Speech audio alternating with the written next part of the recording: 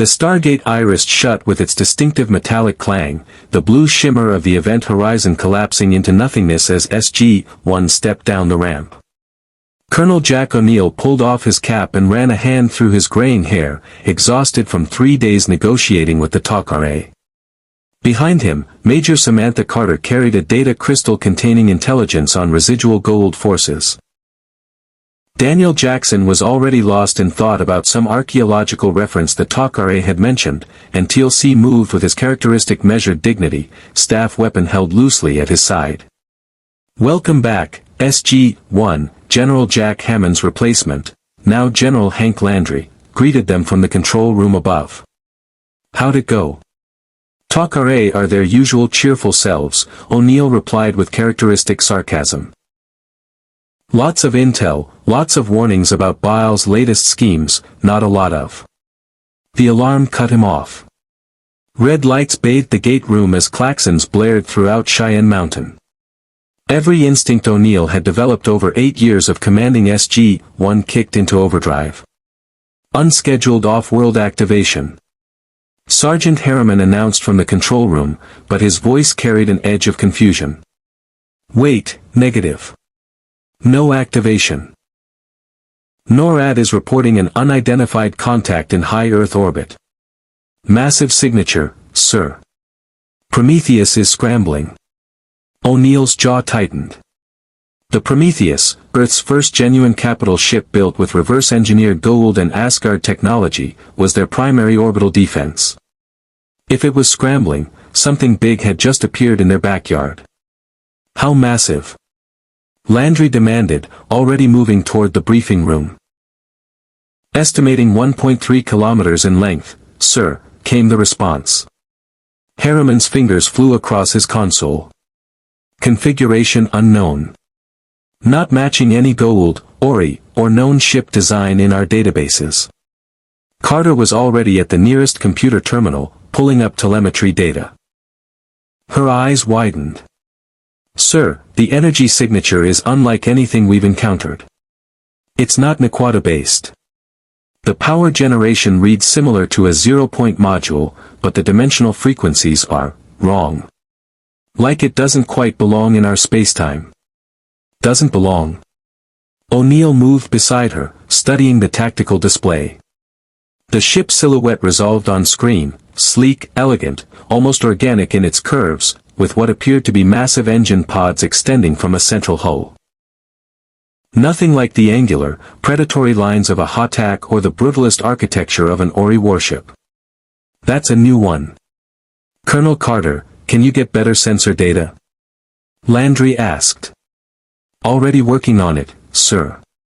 Prometheus is conducting active scans now." She paused, reading the incoming data stream. "Sir, the ship is hailing us. Audio and visual. They're using multiple first contact protocols across various frequencies, including some we've never encountered.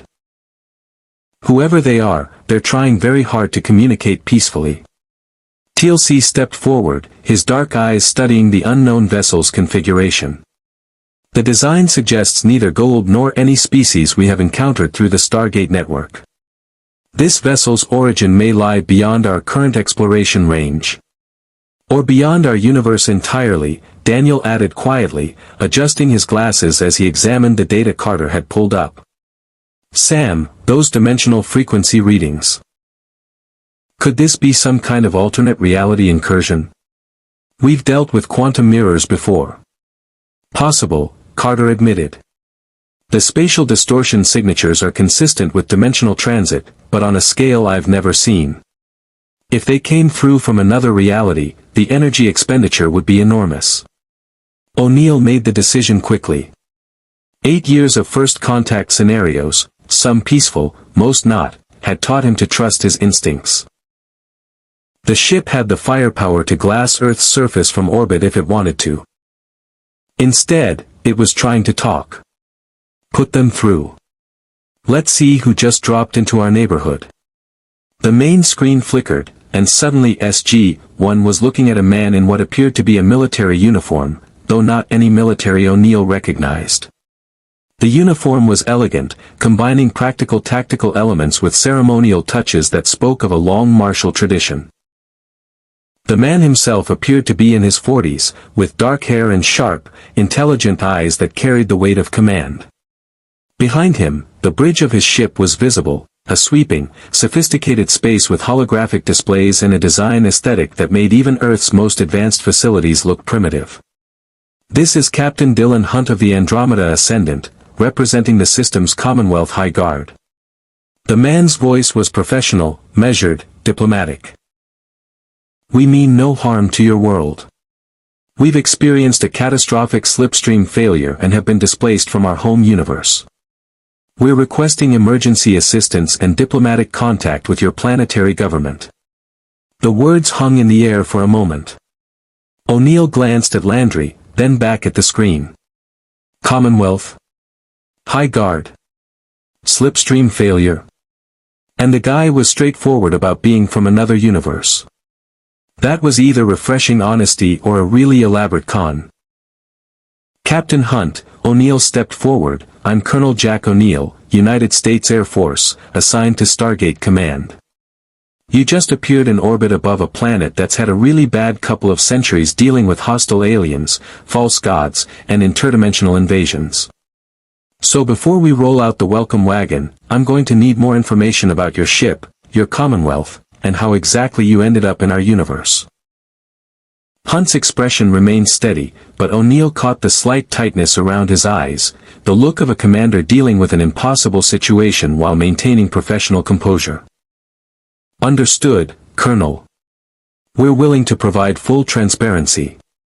My chief engineer believes our slipstream drive intersected with what appears to be an artificial wormhole of tremendous sophistication. The collision tore us from our dimensional framework and deposited us here. Our ability to return home is, currently uncertain. Artificial wormhole? Carter leaned forward, her scientific curiosity fully engaged now. Captain, we may have some insight into what happened. The technology you're describing sounds like it interacted with Earth's Stargate, a device built millions of years ago by an advanced race called the Ancients. It creates stable wormholes for instantaneous travel across the galaxy.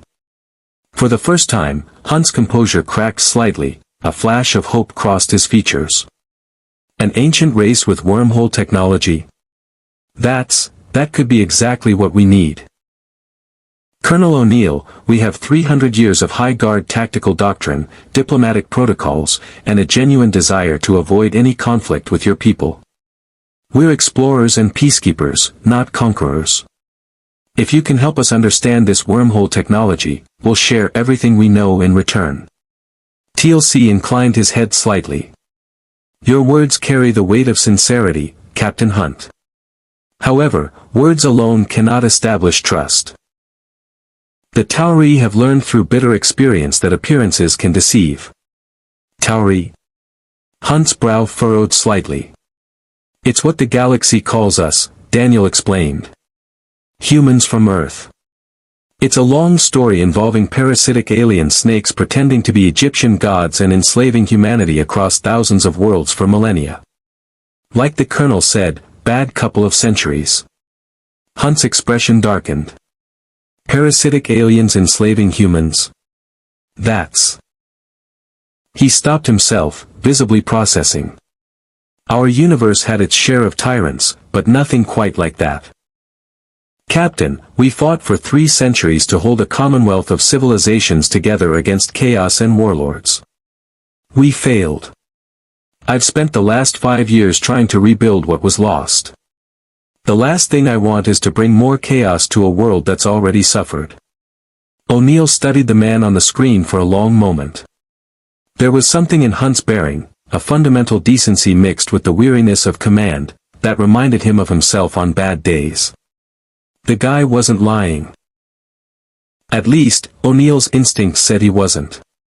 General Landry, O'Neill turned to his commanding officer, I recommend we bring Captain Hunt and a small delegation down for face-to-face talks.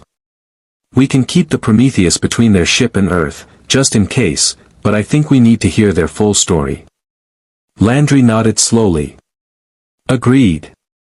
Captain Hunt, we're prepared to offer you temporary sanctuary and assistance in understanding what happened to your ship. However, you should know that Earth is currently facing threats from multiple hostile forces. Your arrival couldn't have come at a more complicated time. General, complications are something my crew has considerable experience navigating, Hunt replied with a slight, wry smile. We accept your offer. I'll bring my senior staff, my first officer, chief engineer, and our ship's avatar. Avatar? Carter asked. The Andromeda Ascendant is a sentient warship, Hunt explained. Her AI can manifest through an android body. She'll want to meet you in person. O'Neill and Carter exchanged glances. A sentient warship. From another universe. With a crew stranded in a galaxy where the Ori were starting a religious crusade and Baal was plotting his next move. This is going to be an interesting week, O'Neill muttered. If you want to see more characters enter different universes, hit that subscribe button and drop the name of a character and the universe you'd want to see them in down in the comments below. Indeed. Within the hour, the Andromeda's delegation would step through Earth's Stargate, the first beings from another universe to use ancient technology for transit. What they would learn about this galaxy's brutal history, and what Earth would learn about the fallen Commonwealth, would forge an alliance neither side expected. But first, they had to establish trust. And in a galaxy where false gods had ruled for millennia, trust was the rarest commodity of all. The gate room had never felt quite so crowded with possibility. O'Neill stood at the base of the ramp, P-90 held casually but ready, with SG-1 arrayed around him in a semi-defensive posture that probably looked more welcoming than it felt. Landry observed from the control room above, flanked by a full security detail. The iris was open, the wormhole established to coordinates the Andromeda had provided for a transport location in high orbit. Still can't believe we're letting an unknown alien ship use our Stargate as a taxi service, O'Neill commented to Carter. Actually, sir, the energy readings are fascinating, Carter replied, eyes on her tablet. Captain Hunt's people transmitted detailed specifications for their transport platform. It interfaces with the Stargate's matter stream perfectly, almost like their technology was designed with wormhole physics in mind. Or like the ancients' wormhole physics are universal enough that any sufficiently advanced civilization stumbles onto similar principles, Daniel added. He was practically vibrating with anthropological excitement. A completely separate human civilization that evolved independently in another universe. The cultural implications alone are going to have to wait until we make sure they're not secretly evil, O'Neill interrupted. TLC, you getting any hinky feelings about this? TLC raised an eyebrow. I do not believe Captain Hunt's intentions are hinky, O'Neill. However, wisdom demands caution. We know nothing of their weapons capabilities or their true purpose in seeking ancient technology. The Stargate's event horizon rippled, and the first figure emerged. She was striking, a woman in a form-fitting uniform that somehow managed to be both practical and elegant, with dark hair and features that were almost too perfect, too symmetrical. She moved with fluid precision down the ramp, her eyes taking in the gate room with the comprehensive scan of a tactical computer. Because that's exactly what she was. I am Andromeda Ascendant, she announced, her voice carrying a melodic quality that was distinctly artificial yet warmly alive. Avatar of the ship you've been communicating with. You may call me Rami. Her lips curved into something approximating a smile. It's a pleasure to meet you in person, Colonel O'Neill, Major Carter. I've analyzed your communications protocols extensively over the past hour. Your banter patterns suggest a highly functional command structure masked by deliberate informality. O'Neill blinked. Did the sentient warship just analyze my banter? Thoroughly, Rami confirmed without irony. The next figure through was Captain Dylan Hunt himself, and O'Neill had to admit the man had presence. Hunt moved like someone who'd commanded for a very long time, with the kind of relaxed confidence that came from absolute certainty in his abilities. His uniform looked even more impressive in person, deep colors with subtle insignia that spoke of rank and history. Behind Hunt came a tall, muscular man with distinctly predatory bearing and bone blades protruding from his forearms. His eyes swept the gate room like a hunting cat evaluating prey, and his entire posture screamed danger. The fourth member was younger, nervous, carrying what appeared to be highly advanced tools, probably the engineer. General Landry, Colonel O'Neill, Hunt extended his hand in the universal human gesture of greeting. O'Neill took it, noting the firm grip and steady eye contact. "Thank you for agreeing to meet with us. This is my first officer, Tyr Anasazi." The dangerous-looking man nodded curtly. "And my chief engineer, Seamus Harper." "Dude, you guys have an actual Stargate," Harper blurted out, his eyes wide with undisguised wonder. "I mean, I've read theoretical papers on stable artificial wormholes, but this thing is beautiful." "How old did you say it was?" "Millions of years. And it still works perfectly. The engineering tolerances alone must be." "Harper," Hunt said mildly, and the young engineer immediately quieted, though his eyes never stopped cataloging every detail of the gate room. "Welcome to Earth," Landry said from the control room, his voice amplified through speakers. "Or more specifically, to Stargate Command, the most classified military installation on this planet. Captain Hunt, your presence here represents a first in our experience. Genuine visitors from an alternate universe. Before we proceed, I need your word that everything you see and hear in this facility will be treated with absolute confidentiality." "You have it," Hunt replied without hesitation. "The High Guard operates under strict protocols regarding classified intelligence. We understand operational security." Tyr's lips curved slightly. "Though I notice you have us surrounded by enough firepower to reduce us to constituent atoms should we prove untrustworthy. A reasonable precaution. I approve." "Tyr is Nietzschean," Hunt explained, catching O'Neill's evaluating glance. "His people value strength and directness. He's also my most tactically minded officer." "Nietzschean?" Daniel stepped forward, his curiosity overriding caution. "As in Friedrich Nietzsche?" "Your people named themselves after a 19th-century Earth philosopher. Our people were genetically engineered from baseline humans to be superior in strength, reflexes, and lifespan," Tyr said flatly. "Nietzsche's philosophy of the Übermensch resonated with our founders. We make no apologies for what we are." The temperature in the room dropped several degrees. O'Neill saw several SF guards tense, fingers moving closer to triggers. Genetically engineered super soldiers declaring themselves superior to baseline humans wasn't exactly a comforting introduction.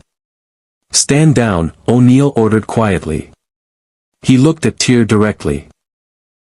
"In this galaxy, we've dealt with plenty of species who thought they were superior.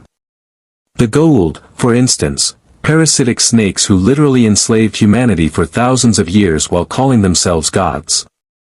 So you'll forgive us if we're a little touchy about superiority complexes." Tyr met his gaze without flinching. "The Goa'uld sound like they deserved extermination. My people value strength, but we respect those who prove themselves worthy opponents. Captain Hunt commands the Andromeda not because of his genetics, but because of his tactical brilliance and leadership. Nietzscheans follow strength wherever we find it." "It's complicated," Hunt interjected, his tone suggesting this was a conversation he'd had many times. "The Commonwealth I served, the one that fell 3 centuries ago, was a union of multiple species and human variants. We didn't always agree, but we maintained peace across 3 galaxies for thousands of years. Then it collapsed into civil war, and I spent 300 years in a time dilation field near a black hole's event horizon while everything I fought for tore itself apart." The silence that followed was profound. Carter spoke first, her voice soft with sympathy. 300 years. You were frozen in time while your entire civilization fell. Not frozen, aware, but unable to act, Hunt corrected. When my ship finally escaped, we found ourselves in a galaxy of warlords, pirates, and petty dictators. I've spent the last 5 years trying to restore the Commonwealth, trying to convince worlds to unite again instead of tearing each other apart. His expression hardened. So when I tell you we mean no harm to Earth, understand that I've dedicated my existence to preventing exactly the kind of tyranny you've described. TLC inclined his head with something approaching respect. You carry the burden of a world that no longer exists. I understand this weight, Captain Hunt. I too betrayed my own people's oppressors to fight for freedom, knowing I could never return to the life I once knew. The Jaffa Rebellion, Rami supplied. I've been accessing your public databases. TLC, your tactical records against the Goa'uld are impressive. 137 years of service as first prime to Apophis before defecting to the Tauri. Your people now have their own free nation. She tilted her head, processing. You understand what Captain Hunt is trying to accomplish. Indeed, TLC said simply. Okay, so we've established that everyone here has a tragic backstory and complicated politics, O'Neill said, deliberately breaking the somber mood. How about we move this to the briefing room where there's coffee, and you can tell us exactly what happened to your ship. Because from where I'm standing, you've got a 1.3-kilometer warship in orbit that can't go home, and we've got a galaxy full of problems that might notice you're here. Coffee would be excellent, Hunt agreed. And you're right, Colonel. We need to establish exactly what happened and what our options are. Harper. The engineer stepped forward eagerly. Right, so, slipstream physics, it's how we do FTL travel in our universe. You punch through into an alternate dimensional space where distances are compressed, ride the slipstream route, then pop back out at your destination. It's not perfect. Routes are constantly shifting, organic pilots are necessary because AI can't adapt fast enough, but it works. Until it doesn't. Which is what happened to you, Carter said, her scientific interest fully engaged now. We were pursuing Nietzschean raiders through a slipstream route when everything went sideways, Harper explained, his hands moving animatedly. The route started collapsing, not unusual, happens sometimes, but then we hit something else. Some kind of massive dimensional distortion. Our sensors went crazy, the slipstream drive couldn't compensate, and suddenly we were being pulled through layers of reality like tissue paper. When we finally stabilized, we were here, in orbit around your planet, and the slipstream drive was registering nothing. Like the dimensional framework for slipstream doesn't exist in this universe. Because it probably doesn't, Carter said slowly, her mind clearly racing. Our universe's fundamental physics might not support your slipstream travel. The ancients used a completely different approach, stable wormholes through normal space rather than dimensional shortcuts. Can you fix it? Daniel asked. Get them home. Harper's expression fell. Not without understanding what's different about your universe's dimensional structure. I'm good, hell, I'm brilliant, but this is way beyond anything I've encountered. The Andromeda's slipstream drive isn't broken. It's just incompatible with reality here. Which means we're stranded, Hunt said quietly. Unless we can find an alternative method of returning to our home universe. That's why understanding your ancient wormhole technology is so critical. If they could create stable connections across space, perhaps their technology could create connections across dimensional barriers. The ancients were pretty advanced, O'Neill admitted. They built the Stargates millions of years ago, ascended to a higher plane of existence, and generally operated on a level that makes most of what we do look like playing with Tinker toys. But dimensional travel? That's not something we've seen them do routinely. However, Landry interjected from above, we have encountered dimensional anomalies before. Alternate realities, quantum mirrors, timeline divergences. The technology exists in some form. The question is whether we can adapt it to your needs. And whether we should, Tyr added bluntly. Captain Hunt pursues his idealistic restoration of the Commonwealth. But consider, we're in a new universe with new opportunities. Perhaps our future lies here rather than in returning to a galaxy that has repeatedly rejected unity. Hunt's jaw tightened. We're not abandoning our mission, Tyr. I'm merely suggesting we keep our options open, Tyr replied smoothly. These Tauri fight against tyranny much as we do. Perhaps there's common cause to be found. The tension between the two men was palpable, and O'Neill recognized it instantly. He'd had similar arguments with TLC in the early days, with Daniel over priorities, with Carter over tactics. This was the friction of a command structure under stress. Let's table the philosophical debate for now, Landry suggested diplomatically. Captain Hunt, we're prepared to offer you temporary sanctuary at Earth while we investigate potential solutions to your situation. In exchange, we'd like to learn more about your technology and capabilities. Fair warning, there are elements within Earth's government who will want to acquire your technology by any means necessary. We'll do our best to protect you from that, but you should be aware of the political complications.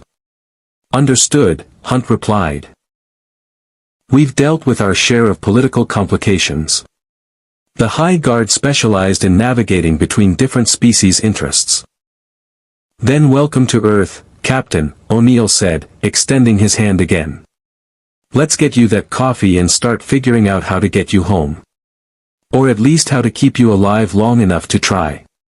As the two groups moved toward the briefing room, Rami lingered for a moment at the base of the Stargate, her artificial fingers brushing the ancient metal reverently. Millions of years old and still functioning perfectly, she murmured. The beings who built you must have been extraordinary. Behind her, the Stargate stood silent, its chevrons dark, holding secrets about the ancients' mastery of spacetime that might, just might, provide the key to sending the Andromeda Ascendant home. Or it might reveal that some journeys can never be reversed. The briefing room had seen its share of impossible conversations, alien alliances, alternate realities, time travel paradoxes.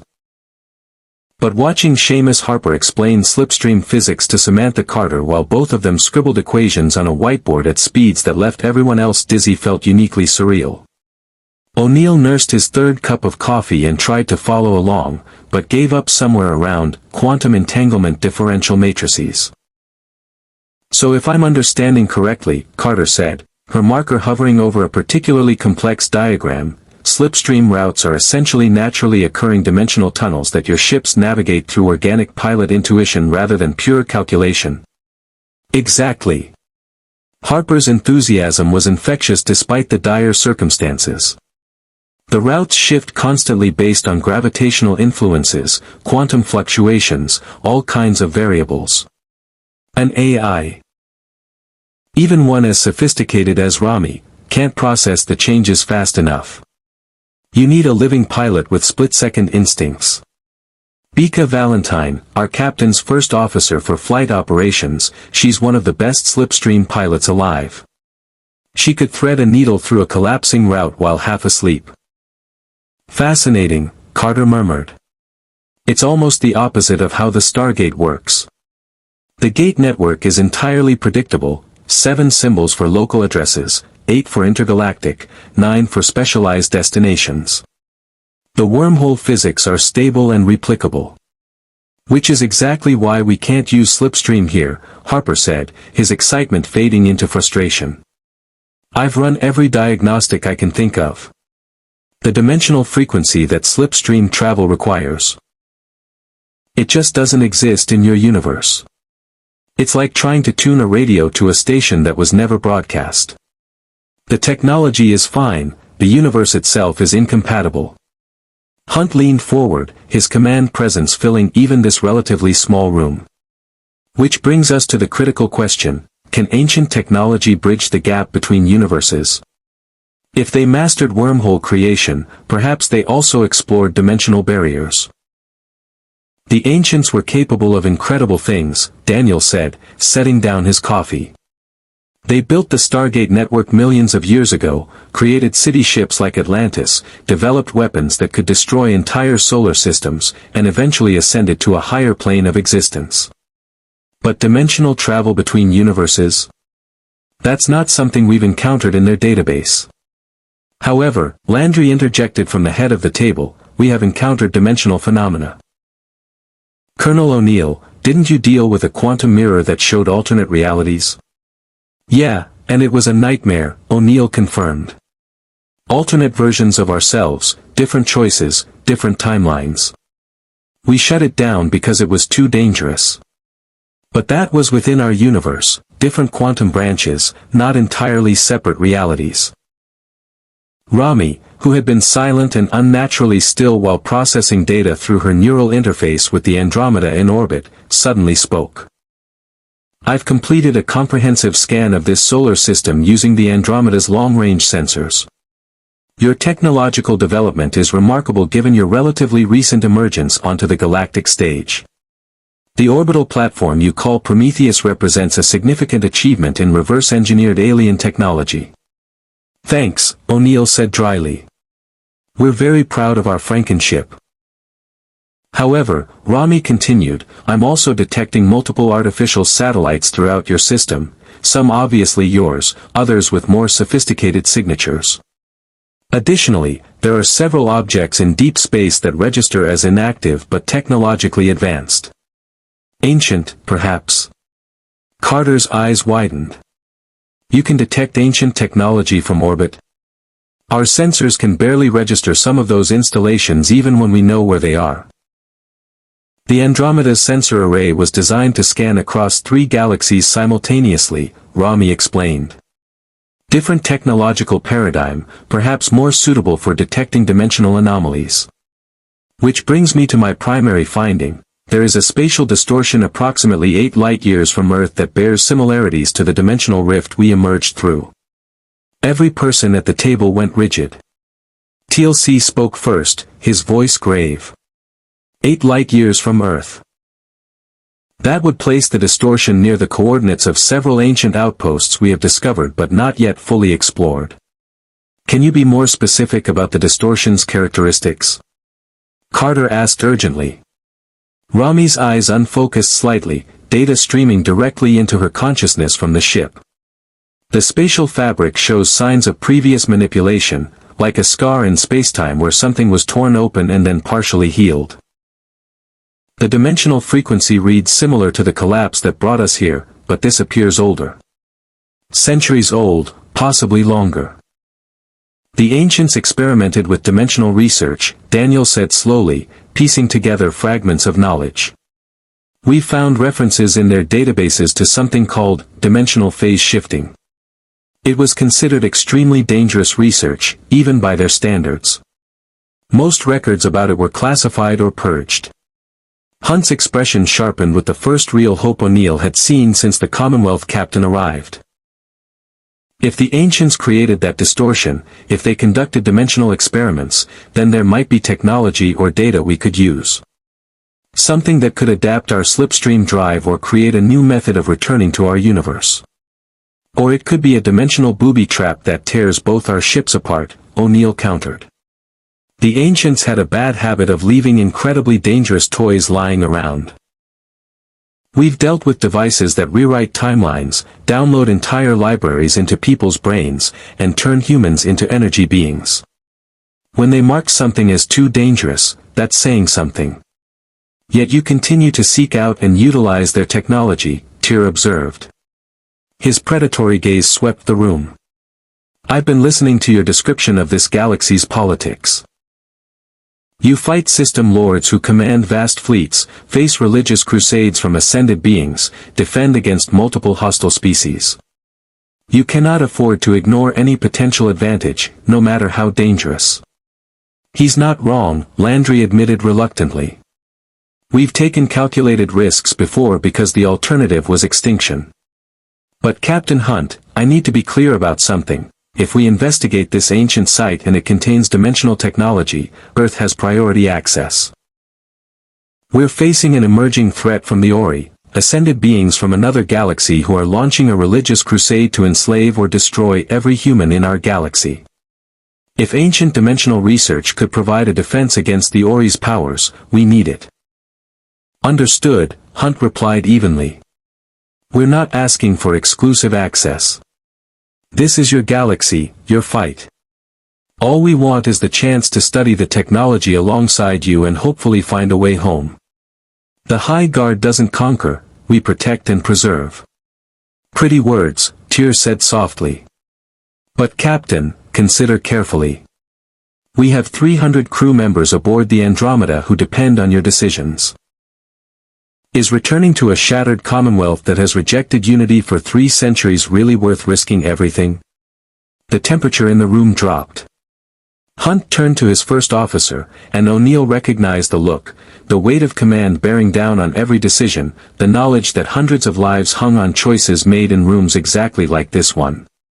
Tyr, I know you've never fully believed in the Commonwealth's restoration, Hunt said quietly.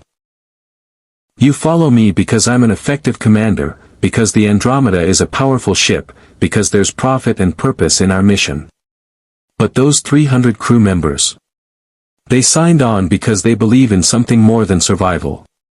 They believe that civilization is worth rebuilding, that unity is possible even after catastrophic failure. Belief doesn't overcome reality, Tyr countered. It's all we have, Hunt shot back. Reality is what we make it, Tyr. The Commonwealth fell because too many people decided that unity wasn't worth fighting for. I won't make that mistake again. TLC inclined his head with deep respect. You speak with the conviction of one who has lost everything and still chooses to hope. I have walked that path, Captain Hunt. When I betrayed Apophis to join the Tauri, many called me foolish. They said the gold were too powerful, that rebellion would only bring destruction. Yet today, the free Jaffa nation stands, and my people are no longer slaves. How long did it take? Hunt asked. Your rebellion, how many years of fighting? Nearly a century of preparation, 8 years of open warfare, TLC replied. Many died. Many more suffered. But freedom was worth the cost. Hunt absorbed this, then nodded. Then you understand why we have to try. Why returning home, even to a galaxy that's rejected the Commonwealth, is worth pursuing. Because giving up means admitting that tyranny and chaos are inevitable. All very inspiring, O'Neill interrupted, but let's focus on the practical problem. We've got an ancient site 8 light years away that might help get your people home. Harper, can the Andromeda reach that location with conventional engines? Harper shook his head. Not without slipstream. 8 light years at sublight speeds would take decades, even with the Andromeda's relativistic engines. We're fast, but not that fast. Then we use the Stargate, Carter said decisively. She pulled up a star chart on the briefing room display. If there's an ancient outpost at those coordinates, there's likely a Stargate on site or nearby. We can dial directly to the location, send a team through to investigate. A joint team, Hunt suggested. Your people understand ancient technology, my people understand dimensional physics. Harper and Major Carter working together might recognize things either would miss alone. Landry considered this, his expression thoughtful. It's irregular to bring foreign nationals on an off-world mission, especially to an ancient research facility. But these are irregular circumstances. Colonel O'Neill, I want SG-1 to lead this mission. Captain Hunt, you can bring 2 personnel, I'd recommend your engineer and Rami, since she can interface with technology in ways we can't. What about me? Tyr asked, his tone dangerous. You stay aboard the Andromeda, Hunt said firmly. Someone needs to command the ship while I'm off-world. Besides, if this goes badly, I need someone I trust to make hard decisions about the crew's survival. Tyr's smile was predatory. How trusting of you, Captain. Very well. I'll keep our home secure while you chase ancient dreams. There was definitely a story there, O'Neill thought. Tension between commanders wasn't unusual, but the undercurrent between Hunt and Tyr suggested deeper philosophical divisions. The Nietzschean clearly didn't share Hunt's idealism about restoring the Commonwealth. When do we leave? Daniel asked, already mentally cataloging what ancient texts he'd need to review before the mission. 24 hours, Landry decided. That gives Major Carter and Mr. Harper time to coordinate on what they're looking for, gives our intelligence people time to brief Captain Hunt on current galactic threats, and gives the Andromeda time to establish secure orbit protocols with NORAD. Colonel, prep SG-1 for a mission of unknown duration to an unexplored ancient facility. My favorite kind, O'Neill said without enthusiasm. As the meeting broke up, Carter and Harper immediately huddled over data tablets, already deep into technical specifications. Daniel cornered Hunt with a dozen questions about Commonwealth history and cultural evolution. TLC and Tyr sized each other up with the mutual respect of warriors from different traditions. O'Neill found himself standing next to Rami, who was gazing at a wall display showing Earth from orbit, the Andromeda Ascendant visible as a bright speck among the satellites. "Penny for your thoughts," O'Neill offered. "Do sentient warships have thoughts? Or is it more like processing?" "Both," Rami replied, her voice unusually soft. "I think, therefore I am." Descartes would be pleased. "But I also process millions of calculations simultaneously, monitoring every system aboard my physical form." She gestured to the display. 300 crew members depend on me, Colonel. They're my responsibility, my purpose. Dylan believes in the Commonwealth's ideals, and I support him because he's my captain. But I also calculate probabilities. The chance of us successfully returning to our universe is less than 18% based on current data. And if you can't return? Then we adapt, Rami said simply. Sentience means choice. If we're truly stranded here, then we choose our new purpose. Perhaps helping Earth against its enemies. Perhaps exploring this galaxy's mysteries. Perhaps finding a new way to honor the Commonwealth's memory. She turned to face him, her artificial eyes remarkably human. What would you do, Colonel O'Neill, if you could never return home? O'Neill thought about his son, about the life he'd lost, about the choices that had brought him to the SGC.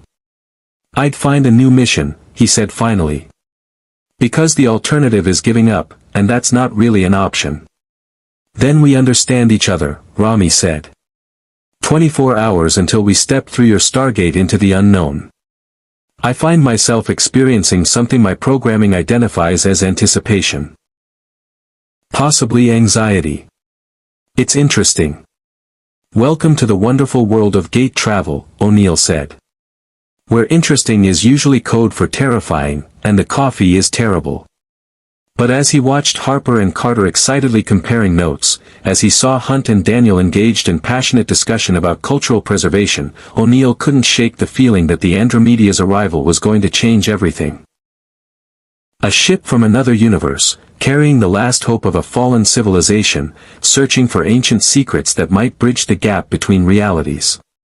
And all of it hinged on an unexplored ancient facility 8 light-years away, where the dimensional fabric of spacetime bore the scars of experiments so dangerous even the ancients had classified them. What could possibly go wrong? The Prometheus hovered at a respectful distance from the Andromeda Ascendant in high Earth orbit, and from the observation deck, the contrast between the two ships was stark. The Prometheus, humanity's pride, a vessel reverse-engineered from Goa'uld and Asgard technology, looked functional, militaristic, cobbled together from salvaged parts and human ingenuity. The Andromeda was art. Sleek lines curved through space with organic grace, its hull gleaming with an elegance that spoke of a civilization that had perfected shipbuilding over millennia.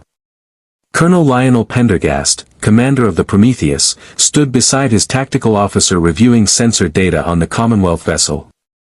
Assessment, he asked quietly.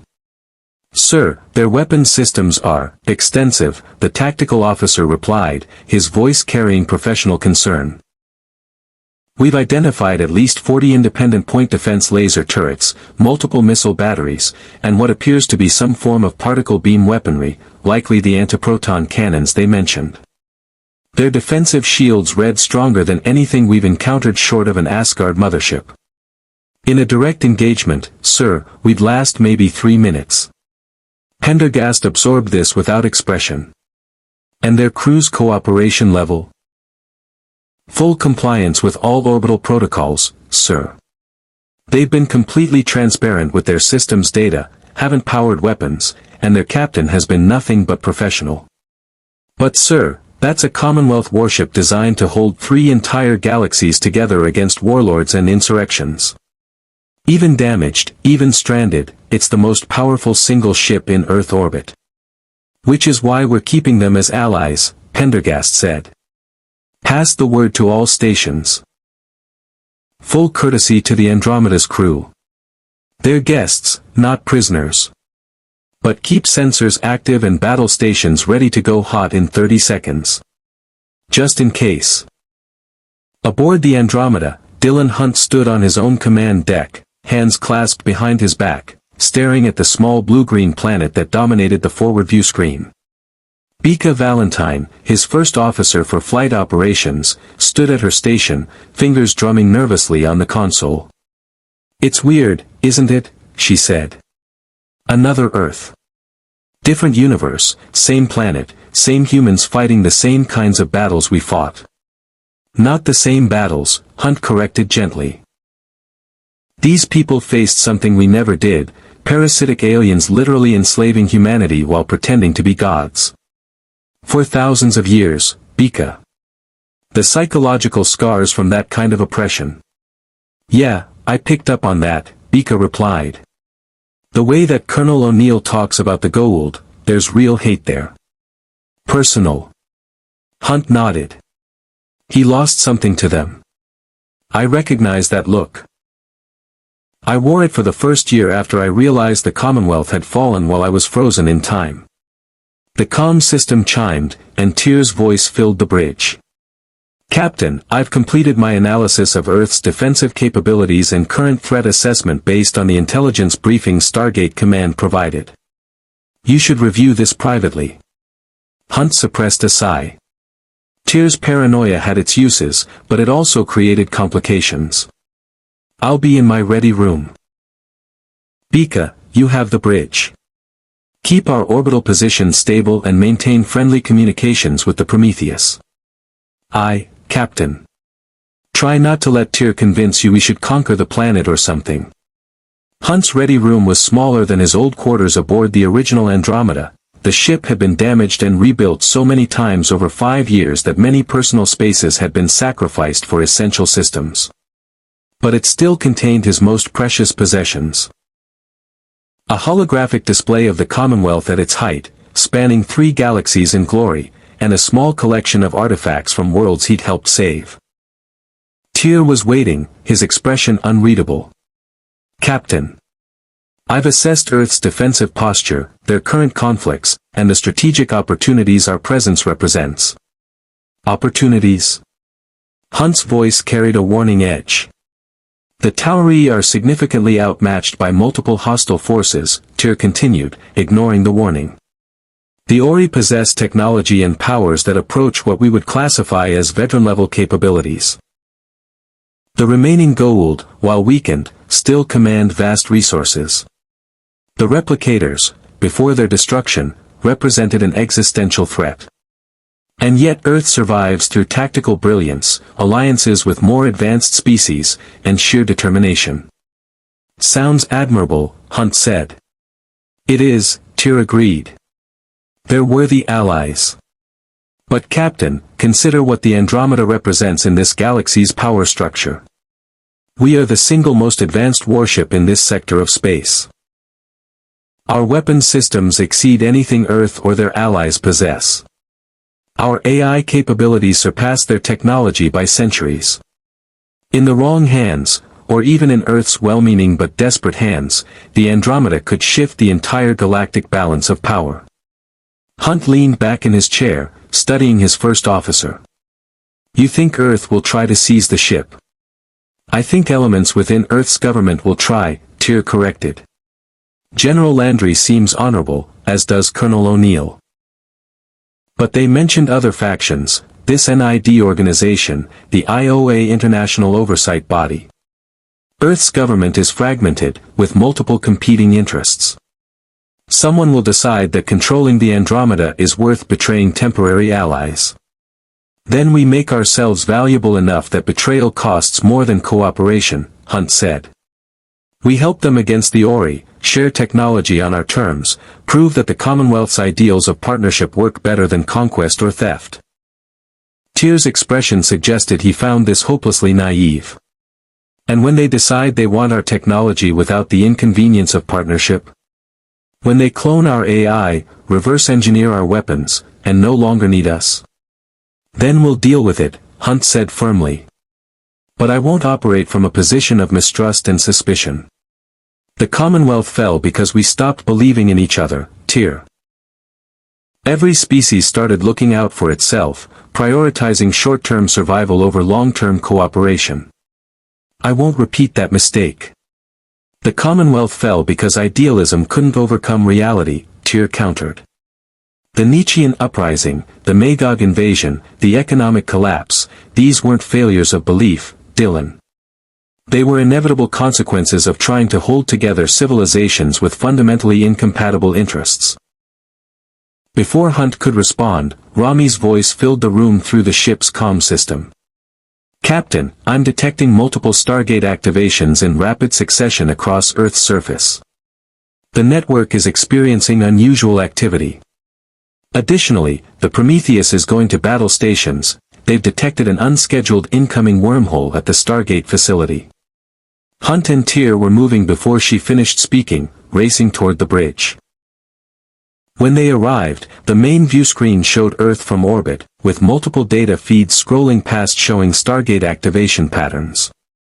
Report, Hunt snapped. 15 Stargates across Earth's network just activated simultaneously, Rami replied, her voice carrying unusual tension. The Prometheus reports this is unprecedented.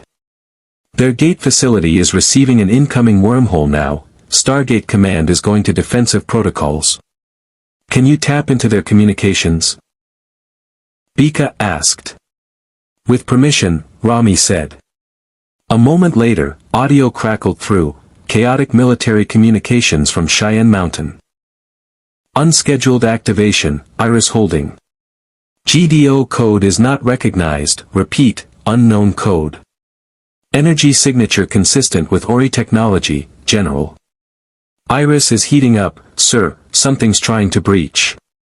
Then a different voice, calm but carrying enormous authority, cut through the chaos. It wasn't human.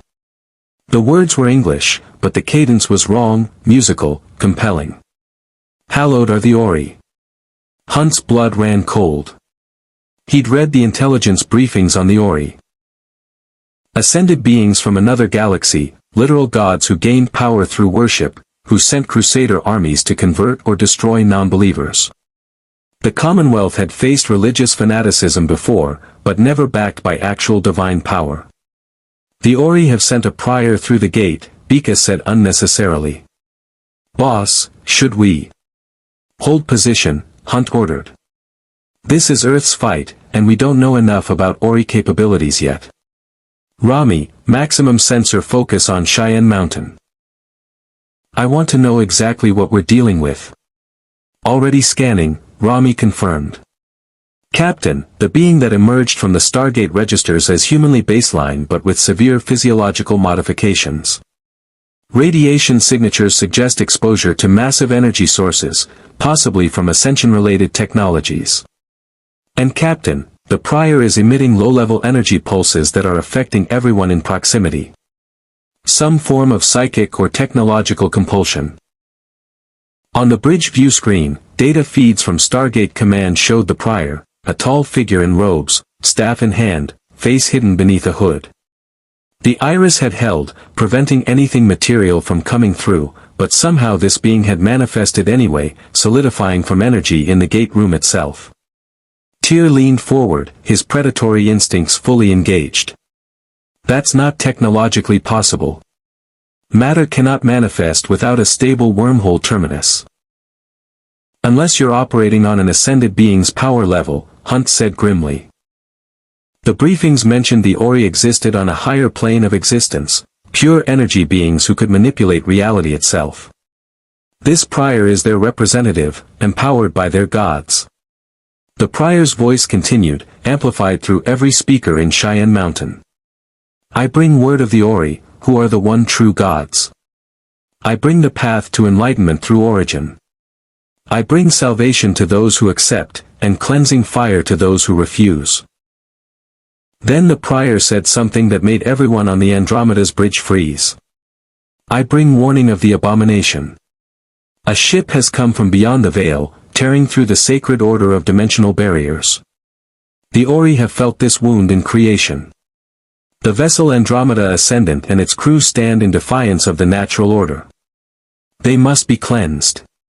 Hunt felt the weight of 300 crew members' lives settle on his shoulders. The Ori knew. Somehow, when the Andromeda tore through from another universe, it had registered to ascended beings as a violation of cosmic law. They're targeting us specifically, Bika said, her voice tight. Dylan, we just became Earth's biggest problem instead of their potential ally. Not necessarily, Tyr said, and there was actually something approaching satisfaction in his voice. The enemy of my enemy is my friend. Earth was already fighting the Ori. Now the Ori have declared the Andromeda a priority target. That makes our alliance with Earth not just convenient, it's necessary for both sides. Hunt hated that Tyr was right. The Commonwealth had taught him that sometimes the best alliances were born from mutual necessity rather than shared ideals. But it also meant the Andromeda had just painted a target on Earth's back.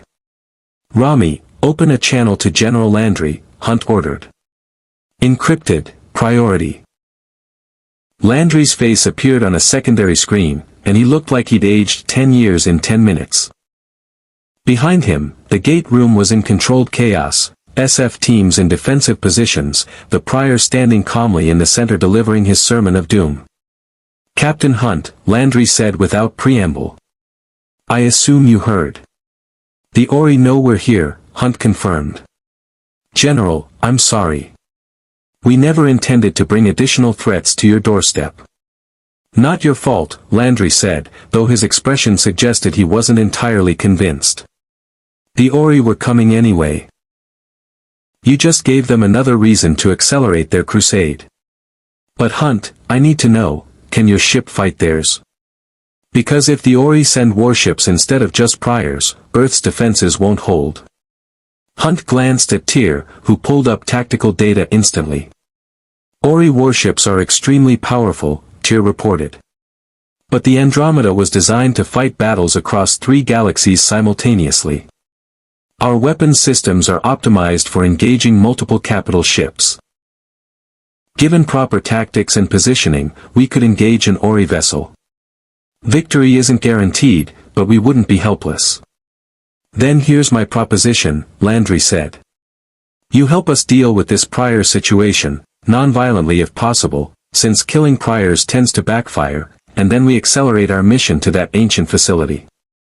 If the Ori are specifically targeting you because of dimensional violations, then ancient dimensional research might be even more important than we thought.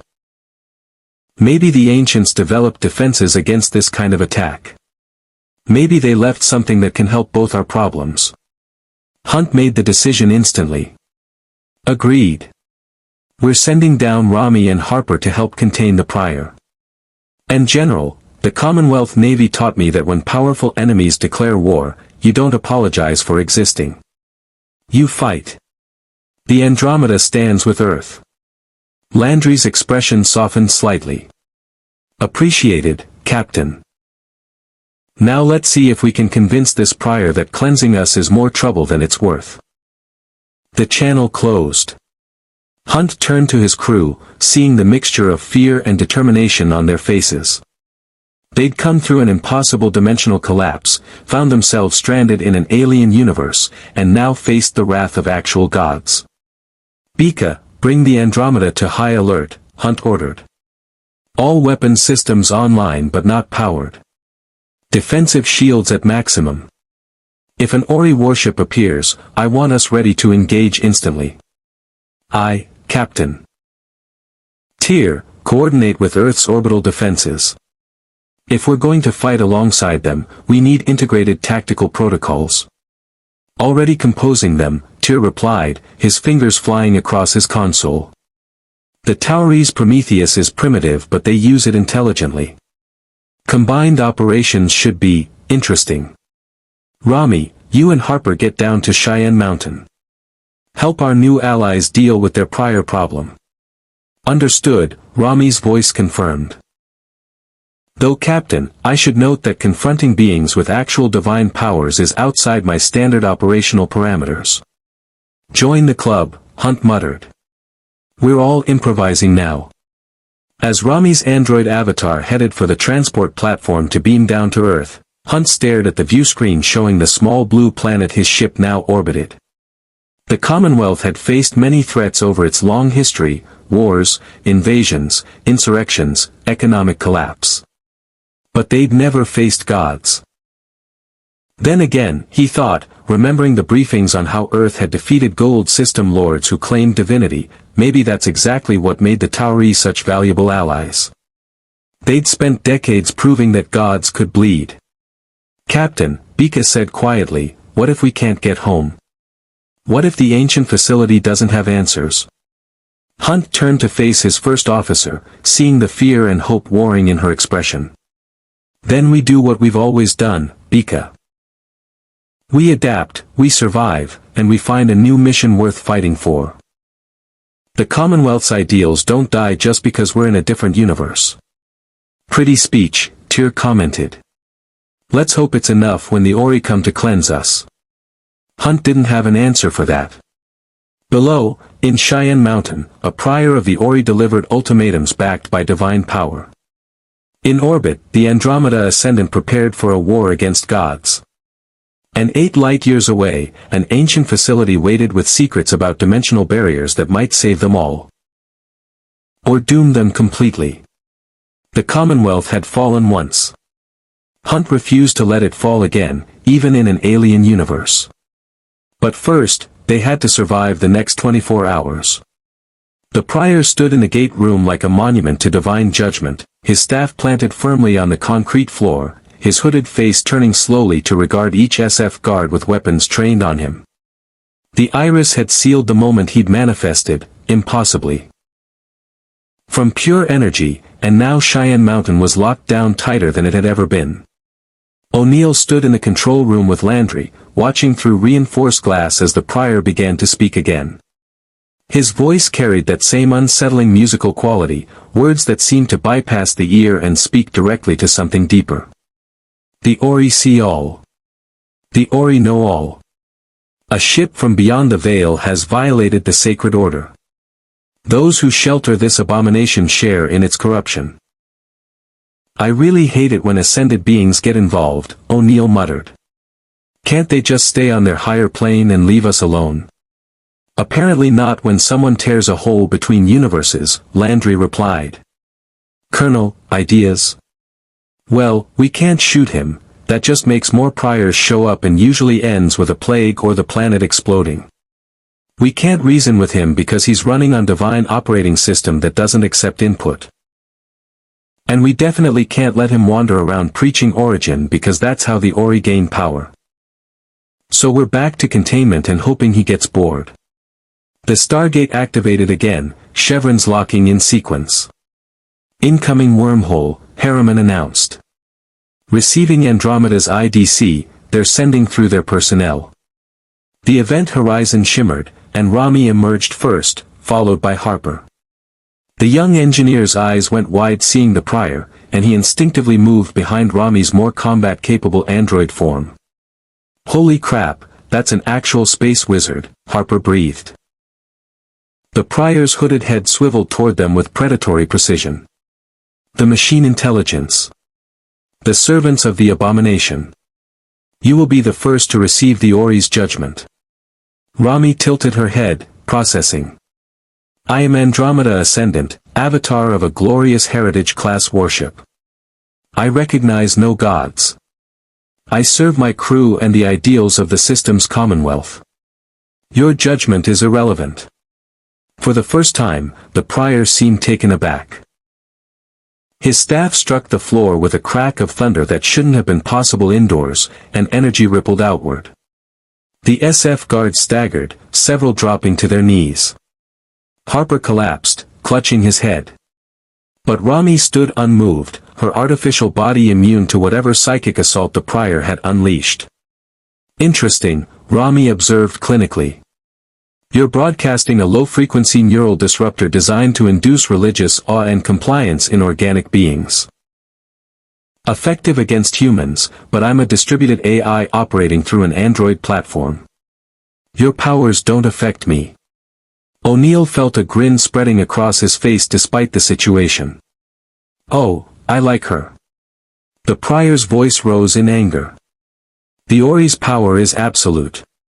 You are corruption given form, machine thing. You will. I will continue to protect my crew and fulfill my mission parameters, Rami interrupted calmly. She took a step forward, and suddenly her hand moved with speed no human could match. She caught the Prior's staff mid-swing, holding it effortlessly. You claim divine authority. But in my 300 years of operation, I've encountered 14 species that claimed godhood. All were eventually proven to be advanced biologicals or energy beings operating within explainable physical laws. You're impressive, Prior, but you're not a god. You're a tool of ascended beings who gain power through worship. That's not divinity, that's parasitism. The silence in the gate room was absolute. O'Neill wasn't sure anyone had ever just called out a Prior like that. Usually it was more screaming and running. The Prior wrenched his staff free with surprising strength, stumbling backward. You speak blasphemy. The Ori will. The Ori will find that attempting to cleanse the Andromeda Ascendant will cost them more than they anticipated, Rami continued. Her eyes flickered, data streaming. I've been analyzing your energy signature since manifestation. You're channeling power from ascended beings across a dimensional link. That link is detectable, quantifiable, and theoretically could be disrupted with the right frequency modulation. Carter's voice crackled through O'Neill's radio. Sir, I'm getting this on sensors. Rami's right, there's a dimensional energy conduit connecting the Prior to something on a higher plane. If we could collapse that conduit, we could cut him off from Ori power, O'Neill finished. He hit the PA system. Rami, can you actually do that? Disrupt his connection? Given appropriate equipment and Harper's assistance, probability of success is approximately 63%, Rami replied, still facing down the Prior who seemed genuinely uncertain how to handle an opponent immune to his primary weapons. However, doing so might alert the Ori to our technical capabilities. They could adapt. The Prior recovered his composure, staff planted firmly again. You cannot stand against the will of the Ori. Already, your world has been marked. Already, the faithful are rising across your galaxy. The crusade is inevitable. But for those who shelter the dimensional abomination, judgment comes swiftly. He raised his staff, and energy began to coalesce around him. O'Neill recognized the signs. The Prior was about to do something big, probably something that would level the mountain or trigger a plague or both. Rami, now would be good. O'Neill shouted. Rami's eyes blazed with light as she accessed the Andromeda's computing power through her neural link. Simultaneously, she moved with mechanical precision, her hand shooting out to touch the Prior's staff just as it reached the peak of its energy buildup. For a moment, two forms of power collided, divine energy channeled through ascended beings, and pure computational force backed by 300 years of Commonwealth AI development. The Prior's staff crackled with competing frequencies as Rami forcibly injected disruptive harmonics into his connection to the Ori. The Prior screamed, an inhuman sound of rage and pain, and then the energy backfired. He dissolved into light, not the controlled dissolution of a planned departure but the chaotic scatter of a severed connection. In seconds, he was gone. The gate room fell silent except for the hum of electronics and the heavy breathing of guards recovering from the neural assault. Did we just kill a Prior? Daniel's voice came from the doorway where he'd been observing. His expression was somewhere between horrified and fascinated. Negative, Rami reported. She was analyzing data flowing through her systems. I disrupted his connection to Ori power and forced an emergency recall to their dimensional plane. He's not dead. He's been forcibly summoned back to the Ori to report his failure. But he'll return, likely with additional priors and possibly military forces. So we bought time, Landry said grimly. How much? Unknown. But Captain Hunt's assessment was correct. The Ori specifically detected our dimensional breach and consider it a violation. They'll prioritize cleansing the Andromeda, which means they'll prioritize attacking Earth. Harper had recovered enough to stand, leaning on Rami for support. Okay, that was terrifying and awesome in equal measure. But did anyone else notice that the Prior called our dimensional breach a wound in creation? Because in my experience, when cosmic entities start using phrases like that, it means something really bad is happening on a multiversal scale. Carter entered the gate room, tablet in hand, her expression troubled. He's right. I've been analyzing the sensor data from when the Andromeda arrived. The dimensional collapse that brought them here didn't just open a temporary door, it left a permanent weakness in the dimensional barriers.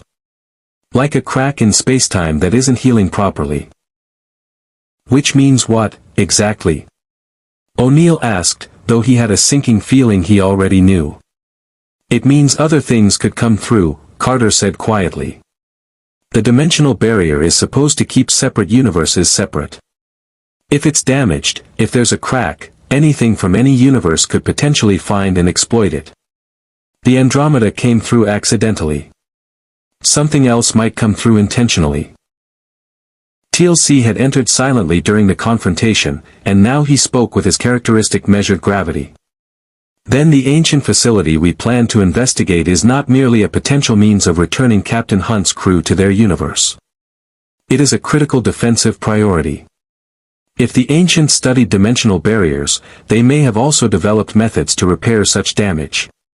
Or weapons to exploit it. Tyr's voice came through the radio, he'd been monitoring from the Andromeda. Captain Hunt, we need to consider that the ancients might have created this vulnerability intentionally. If they conducted dimensional experiments and classified them as too dangerous, perhaps they damaged the barriers themselves. Hunt's voice joined the channel. Either way, we need to reach that facility. General Landry, I recommend we accelerate our departure.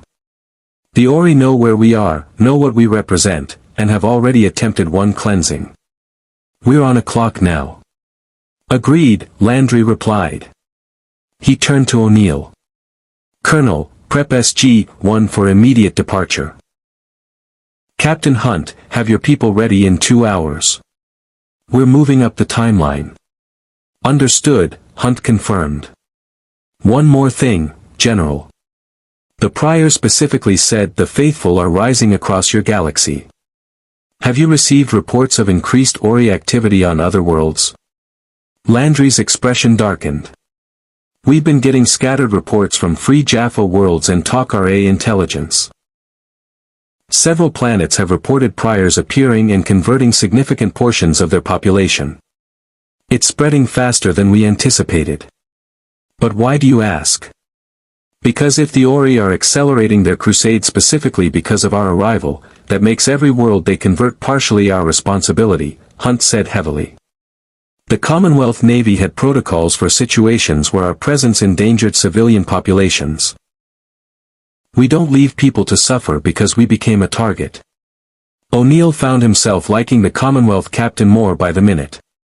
The guy had the same burden of command mentality that kept O'Neill awake at night. Noble sentiment, Captain, but we can't save everyone. Trust me, we've tried. Best we can do is find something at that ancient facility that helps both our problems, gets your people home and gives us a weapon against the Ori. Jack's right, Daniel added. The Ori were coming anyway. Your arrival just accelerated their timeline. We can't take responsibility for every consequence of that. Dr. Jackson, with respect, the Commonwealth fell because we stopped taking responsibility, Hunt replied. I won't make that mistake again. Rami had been silent, processing vast amounts of data through her neural link. Now she spoke, her voice carrying unusual uncertainty. "Captain, I'm detecting something." The dimensional crack Major Carter described, "It's not stable. There are fluctuations, like something is testing it from the other side. Probing for weaknesses." Every person in the gate room felt the temperature drop. "Testing it how?" Carter demanded. "Unknown. But the energy signatures are similar to what we experienced during our slipstream collapse. Whatever is on the other side, it's trying to widen the crack. Trying to force its way through. Can you determine what it is?" TLC asked. "Negative. The dimensional barrier obscures detailed scanning. But the energy profile suggests something massive. Ship-sized, possibly larger." O'Neill looked at Landry, seeing his own concerns reflected in the general's expression. They'd dealt with invasions from other galaxies, other timelines, other quantum realities. But an invasion from another universe entirely? Through a crack that wouldn't heal? How long until something breaks through? Landry asked. Rami's eyes flickered with calculations. At current progression rate, approximately 72 hours. Though that's a rough estimate. The breach could accelerate unpredictably. 3 days, Hunt said over the comm. "We have 3 days to reach the ancient facility, find a way to seal the dimensional breach, and hopefully discover how to get my crew home before something comes through that crack." "No pressure." "Actually, there's a lot of pressure," Harper interjected. "Like, literally universe-ending levels of pressure. Because if something really nasty comes through that crack, and Earth can't stop it, it's not just this galaxy that's in danger. The crack connects to our universe too. Whatever comes through could potentially find its way to both realities." The implications hung heavy in the air. The Andromeda's arrival hadn't just brought them into conflict with the Ori, it had potentially opened the door for something far worse. "Then we stop standing around talking and start moving," O'Neill declared. He pointed at Carter. "Major, you and Harper coordinate on equipment we'll need. Daniel, pull every ancient text we have on dimensional research. TLC, work with Colonel Pendergast on orbital defense protocols in case the Ori show up while we're gone." "And me?" Rami asked. "You're coming with us," O'Neill said. "If there's ancient AI technology at that facility, having a sentient AI who can interface with it could be the difference between success and catastrophic failure. Plus, you just kicked a Prior's ass. I want you on my team." Rami's expression, as much as an android could express emotion, showed something approaching pleasure. "I am honored to serve with SG-1, Colonel O'Neill. Your tactical record against superior forces is impressive." "Yeah, well, we specialize in impossible odds," O'Neill replied. "Welcome to the club. Now let's go find an ancient facility full of dimensional experiments that were too dangerous for beings who built weapons that could destroy solar systems. What could possibly go wrong?" As the team dispersed to prepare, O'Neill caught Daniel looking at him with that expression that meant his friend was about to say something profound and uncomfortable. "What?" O'Neill asked. "We're about to step into the middle of a multiversal crisis, Jack," Daniel said quietly. "If we get this wrong, if we can't seal that dimensional crack, or if the ancient technology is worse than the problem it's supposed to solve, we could doom multiple universes." "I know," O'Neill replied. "But we're also the only ones who can do anything about it. So we do what we always do, step through the gate, face the impossible, and somehow muddle through without getting everyone killed. That's your plan? Muddle through?" "It's worked so far," O'Neill said with a confidence he didn't entirely feel. Behind them, the Stargate stood silent, waiting to transport them 8 light-years to an ancient facility where secrets about dimensional barriers might save them all, or accelerate the catastrophe. 72 hours until something breached the crack between universes. The clock was ticking. The coordinates for the ancient facility translated to a world designated P7X-392, which meant someone had surveyed it before but never established permanent contact. O'Neill stood in the gate room 2 hours later, watching the final pre-mission checks. SG-1 was assembled in full gear, tactical vests, P-90S, sidearms, enough ammunition and equipment to handle most situations. Daniel carried extra data tablets for recording ancient texts. Carter had enough scientific instruments strapped to her vest to outfit a small lab. Hunt arrived through the Stargate from the Andromeda in orbit, beaming down to the gate room via their transport technology. He wore a modified version of his High Guard uniform, still elegant, but adapted with tactical pouches and equipment mounting points. A sophisticated energy pistol hung at his hip, along with what appeared to be a Commonwealth-issue combat knife. Harper followed, looking significantly less comfortable in field gear. Just for the record, he announced to the room, "I'm an engineer, not a soldier. My expertise is fixing things, not shooting things. So if we encounter hostile aliens or dimensional monsters, I'm hiding behind Rami." Acceptable tactical doctrine, Rami confirmed. She'd modified her appearance slightly. Her android body now incorporated additional armor plating that somehow still maintained her elegant form. "I'm capable of withstanding significant damage while Harper provides technical support." TLC studied Hunt's energy pistol with professional interest. "Captain Hunt, your weapon, what are its capabilities?" "Commonwealth issue Force Lance pistol," Hunt replied, drawing it smoothly and demonstrating the grip. "Fires concentrated plasma packets. Adjustable yield from stun to armor penetrating. 50 shots per charge pack, and I'm carrying 3 extras. Not as versatile as your P-90S, but effective. Do not fire it until we know what we're facing," TLC advised. Ancient facilities often contain defensive systems that react to energy weapons. Kinetic projectiles are sometimes safer. "Noted," Hunt said, holstering the pistol. "Though I should mention that the High Guard encountered plenty of ancient facilities in our galaxy. They all had one thing in common, multiple redundant defense systems designed to kill anything that wasn't supposed to be there." "Well, that's comforting," O'Neill muttered. He turned to Landry, who stood in the control room. "General, we're ready." "Good luck, SG-1, Landry replied. "You're authorized for a 48-hour mission, but given the 72-hour timeline on that dimensional breach, I want regular check-ins every 4 hours. If you miss a check-in, we're sending backup." "Understood, sir," O'Neill confirmed. He looked at his expanded team, 5 members of SG-1 plus 3 from the Andromeda. 8 people to investigate an ancient facility that might hold the key to saving multiple universes. "Okay, kids. Let's go see what the ancients left behind." "Dial it up, Sergeant." Harriman's fingers flew across the DHD controls. The Stargate activated with its characteristic whoosh, chevrons locking one by one. The event horizon stabilized, a shimmering vertical pool of liquid light. "Good luck, people," Landry said. O'Neill led the way up the ramp and through the event horizon. The familiar sensation of instantaneous travel across light years washed over him, the momentary disorientation, the brief impression of impossible motion, and then they emerged into darkness. Emergency lights on their weapons and gear activated automatically, beams cutting through pitch black.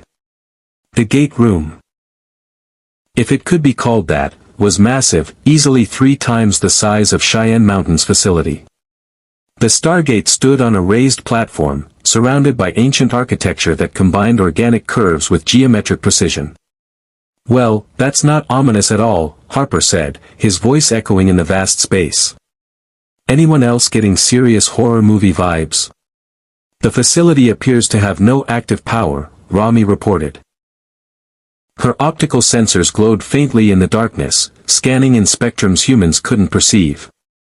Detecting residual energy signatures consistent with ancient technology, but primary systems are dormant. Age estimate, approximately 10,000 years since last activation. 10,000 years, Daniel breathed, already moving toward the nearest wall where ancient script covered the surface. His flashlight beam illuminated elegant characters. That would be right around the time the ancients were dealing with the plague, before they ascended en masse. Carter was scanning with her ancient technology detector, a device cobbled together from various salvaged components. The facility extends deep underground. I'm reading massive power conduits, but they're all inactive. If we can find the main control room, we might be able to reactivate primary systems. Or trigger defensive systems that kill us all, O'Neill added. TLC, secure the gate. I want to make sure we can get home if this goes sideways. TLC moved to the DHD, checking its functionality. The DHD is operational, O'Neill. We will have access to egress should the need arise. Hunt stood in the center of the room, his force lance drawn but lowered, eyes scanning the darkness with professional paranoia. Captain Valentine would hate this place. Bika always said that ancient facilities gave her the creeps, too many unknowns, too many ways to die without warning. Your first officer has excellent instincts, O'Neill said. He pulled out a chemical light stick, cracked it, and tossed it into the darkness beyond their immediate area. The green glow illuminated a corridor leading deeper into the facility. Okay, standard exploration protocol. Carter takes point with the ancient detector, Daniel right behind her to translate anything important. TLC, your rear guard. Rami, you're with Carter up front, your sensors might catch things ours don't. Harper, you stay in the middle where it's safest. Hunt, you and I will float between positions as needed. Efficient tactical deployment, Hunt approved. In high guard operations, we'd call this a scout and secure formation. Works well in unknown environments. The team moved out, boots echoing on ancient metal floors. The corridor stretched ahead, illuminated by their lights in shifting patterns. Ancient script lined the walls, and Daniel's flashlight beam danced from one inscription to another as he tried to read while walking. This is unusual, Daniel said after several minutes of silent progress. The script here isn't standard ancient. It's using archaic symbols and grammatical structures I've only seen in the oldest texts, from before the ancients established their empire across galaxies. What does it say? Carter asked, still focused on her detector's readings. It's fragmented, but I'm getting words like barrier, separation, forbidden knowledge, and wait. Daniel stopped, his light fixed on a particularly large inscription. Oh, that's not good. Daniel's "that's not good" usually means everyone's about to die, O'Neill observed. What does it say? Here lies the research of those who sought to pierce the veil between possibilities. Here lies the work abandoned when wisdom finally overcame ambition. Here lies the price of looking too deeply into the infinite. Daniel's voice carried genuine unease. Jack, this facility wasn't just classified, it was deliberately shut down. The ancients considered this research too dangerous to continue. Yet they preserved it rather than destroying it completely, Rami noted. That suggests they believed the knowledge might someday be necessary, despite its dangers. A contingency against future threats. The corridor opened into a vast chamber that made everyone stop and stare. The space was circular, easily 100 meters across, with the ceiling lost in darkness above. In the center stood a massive device. An intricate arrangement of rings within rings, each covered in ancient symbols and technical components. Dormant power conduits ran from the device to ports in the floor, walls, and ceiling. It looked like a three-dimensional representation of atomic orbits, frozen in perfect geometric harmony.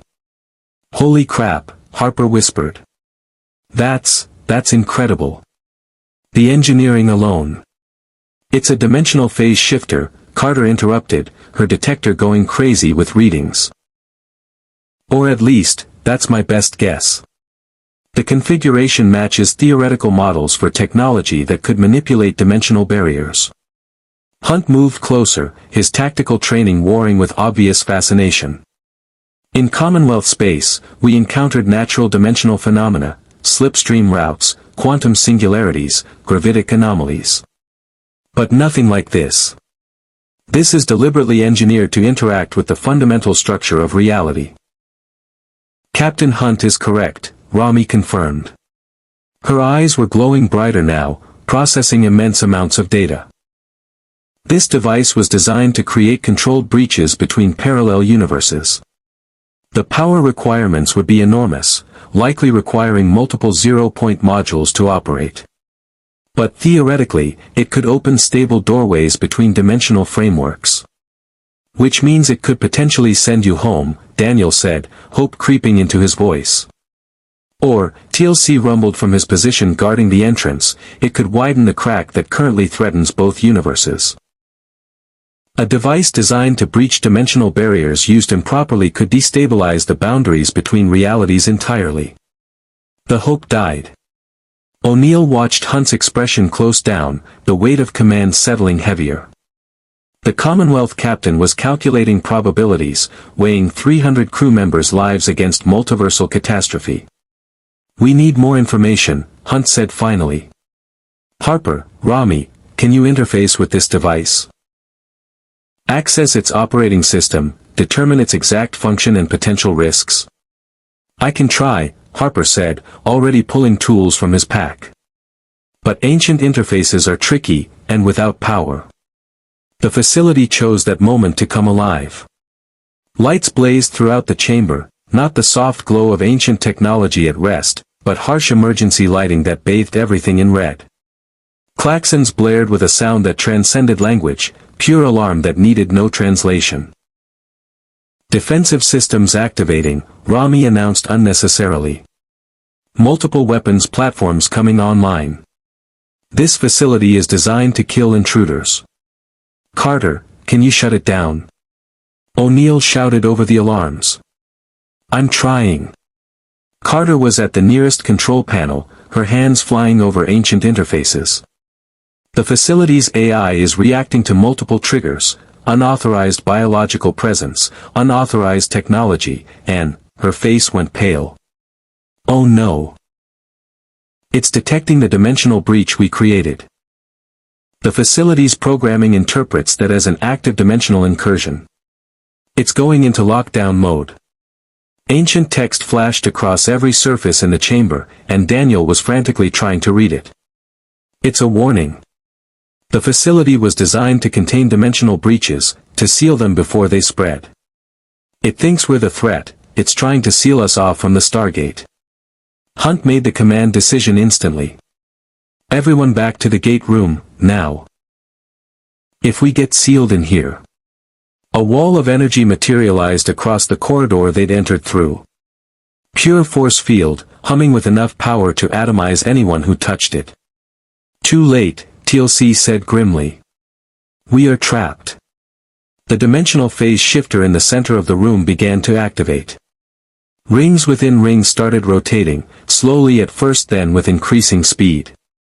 Energy crackled between components. The air itself seemed to ripple and distort. That's not good, Harper said, backing away from the device. That's really not good. It's powering up, but the containment protocols are damaged, 10,000 years of decay. If it opens a dimensional portal without proper containment, it'll tear this facility apart and potentially expand the existing breach, Carter finished. We need to shut it down before it reaches critical activation. How? O'Neill demanded. The control panel should be there. Carter pointed to a raised platform near the device. Someone needs to access the ancient control interface and override the automated sequence. I'll do it, Hunt said, already moving.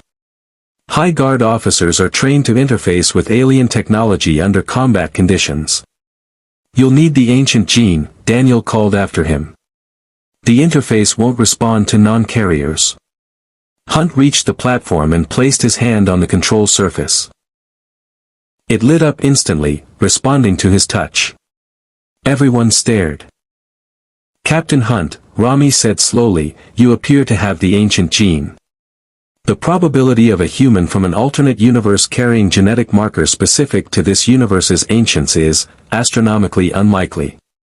Worry about probabilities later, Hunt snapped, his hands moving across the interface as information flooded his mind.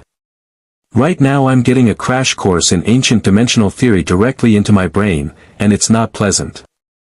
The device, it's not trying to open a portal. It's trying to seal the breach we created. The facility's AI detected the dimensional crack and automatically initiated repair protocols. That's good, right? Harper asked hopefully. It would be, Hunt replied through gritted teeth, except the facility lacks sufficient power. It's trying to seal a multiversal breach with maybe 10% of the energy required. If the process fails mid-sequence, the backlash will. The device's rotation suddenly accelerated. Energy discharge crackled across the chamber. Warning symbols flashed across every ancient display. Do exactly that, Hunt finished. Everyone brace for. Reality fractured. For a single impossible moment, O'Neill could see multiple versions of the chamber overlaid on each other, different timelines, different possibilities, different universes bleeding through. He saw the facility intact and operational, saw it in ruins, saw it never built at all. He saw himself standing in the chamber, and also not standing there, and also dead, and also ascended, all simultaneously. Then Rami moved with inhuman speed. She leaped onto the platform beside Hunt, her android body connecting directly to the ancient interface. Rerouting power from my internal systems, she announced. Using my computational capacity to stabilize the dimensional harmonics. Captain, I need you to input the frequency modulation sequence. The one labeled with ancient glyphs 4-dimensional resonance barrier. Hunt's hands flew across the interface, and O'Neill had no idea how he knew what to do, but the Commonwealth captain moved with absolute certainty. The ancient gene must have been downloading information directly into his mind. The fractured realities began to coalesce. The overlapping images merged back into a single stable chamber. The device's rotation slowed, energy discharge decreasing to manageable levels. Finally, after what felt like hours but was probably only seconds, the device powered down completely. Emergency lighting dimmed to normal levels. The force field blocking their exit dissolved. Silence fell, broken only by heavy breathing and the soft hum of sleeping ancient technology. Is everyone alive? O'Neill asked, doing a quick head count. Everyone was still standing, though Harper looked ready to vomit and Daniel was leaning against a wall for support. Affirmative, Rami replied. She disconnected from the ancient interface, though her eyes still glowed with residual data processing. The facility's AI has been convinced we're not hostile. The dimensional repair sequence has been aborted. However, Captain Hunt and I now have comprehensive data on ancient dimensional research. Hunt stepped down from the platform, his face pale but his expression focused. The ancients didn't just study dimensional barriers, they weaponized them. This facility was designed to seal breaches, yes, but also to create controlled breaches as weapons. They could have opened dimensional rifts inside enemy ships, torn hostile forces apart at the quantum level. But they shut it down, Daniel said, still translating the ancient script covering the walls. They realized the danger, that any weapon capable of breaching dimensional barriers could potentially damage the fundamental structure of reality itself. So they sealed the research, classified it, and hoped it would never be needed. Until now, Carter said quietly. She was reviewing data on her tablet, cross-referencing it with the readings Rami had downloaded. The good news is that this facility's technology could potentially seal the breach created by the Andromeda's arrival. The bad news is that it requires a functional zero-point module, a ZPM. Without that level of power, any attempt to seal the breach will fail catastrophically. O'Neill felt the mission parameters shifting. So we need a ZPM. Which we don't have, because they're rarer than honest politicians. Anyone have a spare ancient super battery lying around? The Andromeda uses quantum power generators, Harper offered. Not the same as ZPMs, but similar energy density. If we could adapt one of our power cores to interface with ancient technology. That would require bringing the Andromeda here, Hunt said. moving a capital ship away from Earth's orbital defense while the Ori are actively targeting us. And we still don't know what's trying to break through the dimensional crack, TLC added. We are caught between multiple threats with no ideal solutions. The tactical situation was deteriorating rapidly. O'Neill could see it in everyone's faces. They'd found the ancient facility, discovered technology that could solve their problems, and immediately run into a resource limitation they couldn't overcome quickly. We need to make a decision, Hunt said, his command presence filling the chamber. Do we return to Earth and figure out how to power this facility properly? Or do we press deeper, see if there are other ancient devices or information that might help? Before anyone could answer, Rami's eyes blazed with urgent light. Captain, I'm receiving an emergency transmission from the Andromeda. Tyr reports multiple Stargate activations across Earth's network. Ori ships have entered the solar system. Earth is under attack. The mission had just become infinitely more complicated. The walk back to the Stargate felt 10 times longer than the journey in.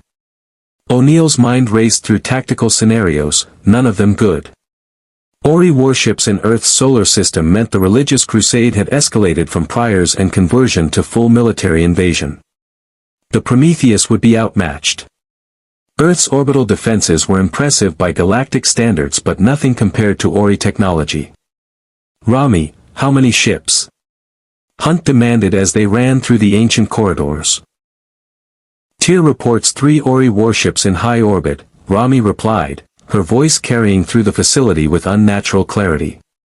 She was connected to the Andromeda across light years via some kind of quantum link. The Prometheus engaged immediately but is already taking heavy damage. Tyr has moved the Andromeda into defensive position and is requesting permission to engage. Granted, Hunt said without hesitation. Full weapons authorization. Tell him to coordinate with Prometheus. Combined fire on single targets, maximum efficiency. Belay that, O'Neill interrupted. This is Earth's fight, Captain. We appreciate the help, but I'm not asking you to sacrifice your ship for us. Hunt shot him a look that could have melted steel. Colonel, your planet is under attack because the Ori consider my ship an abomination. That makes it my fight. And the High Guard doesn't abandon allies when the shooting starts. O'Neill wanted to argue, but they'd reached the gate room. Fine. But if your ship gets destroyed trying to save Earth, I'm putting it in my report that you ignored good advice. Noted, Hunt replied dryly. They burst through into the massive gate room where the Stargate still stood active, the event horizon shimmering with potential. Carter was already at the DHD, fingers flying across the ancient interface. Dialing Earth now, she announced. The gate shut down, then reactivated as she input the coordinates for Cheyenne Mountain. Sending our IDC, we should have immediate clearance. The team moved through the event horizon in rapid succession. O'Neill emerged in Cheyenne Mountain's gate room to organized chaos, SF guards at full alert, klaxons blaring, and Landry's voice echoing through the PA system issuing rapid-fire orders. SG-1, report to the control room immediately, Landry commanded. Captain Hunt, we need the Andromeda in this fight now. They took the stairs 3 at a time. The control room was a madhouse of activity. Every screen showed tactical data, sensor readings, communications from the Prometheus and various Earth defense installations. On the main view screen, the Ori warships were visible in high orbit, massive vessels that dwarfed even the Prometheus, their hulls glowing with internal fire, weapons ports already active. Situation report, O'Neill demanded, scanning the tactical displays. 3 Ori warships dropped out of hyperspace 40 minutes ago, Landry replied, his face grim. They ignored all hails and opened fire immediately. The Prometheus engaged and has taken severe damage, shields down to 30%, weapons systems partially offline.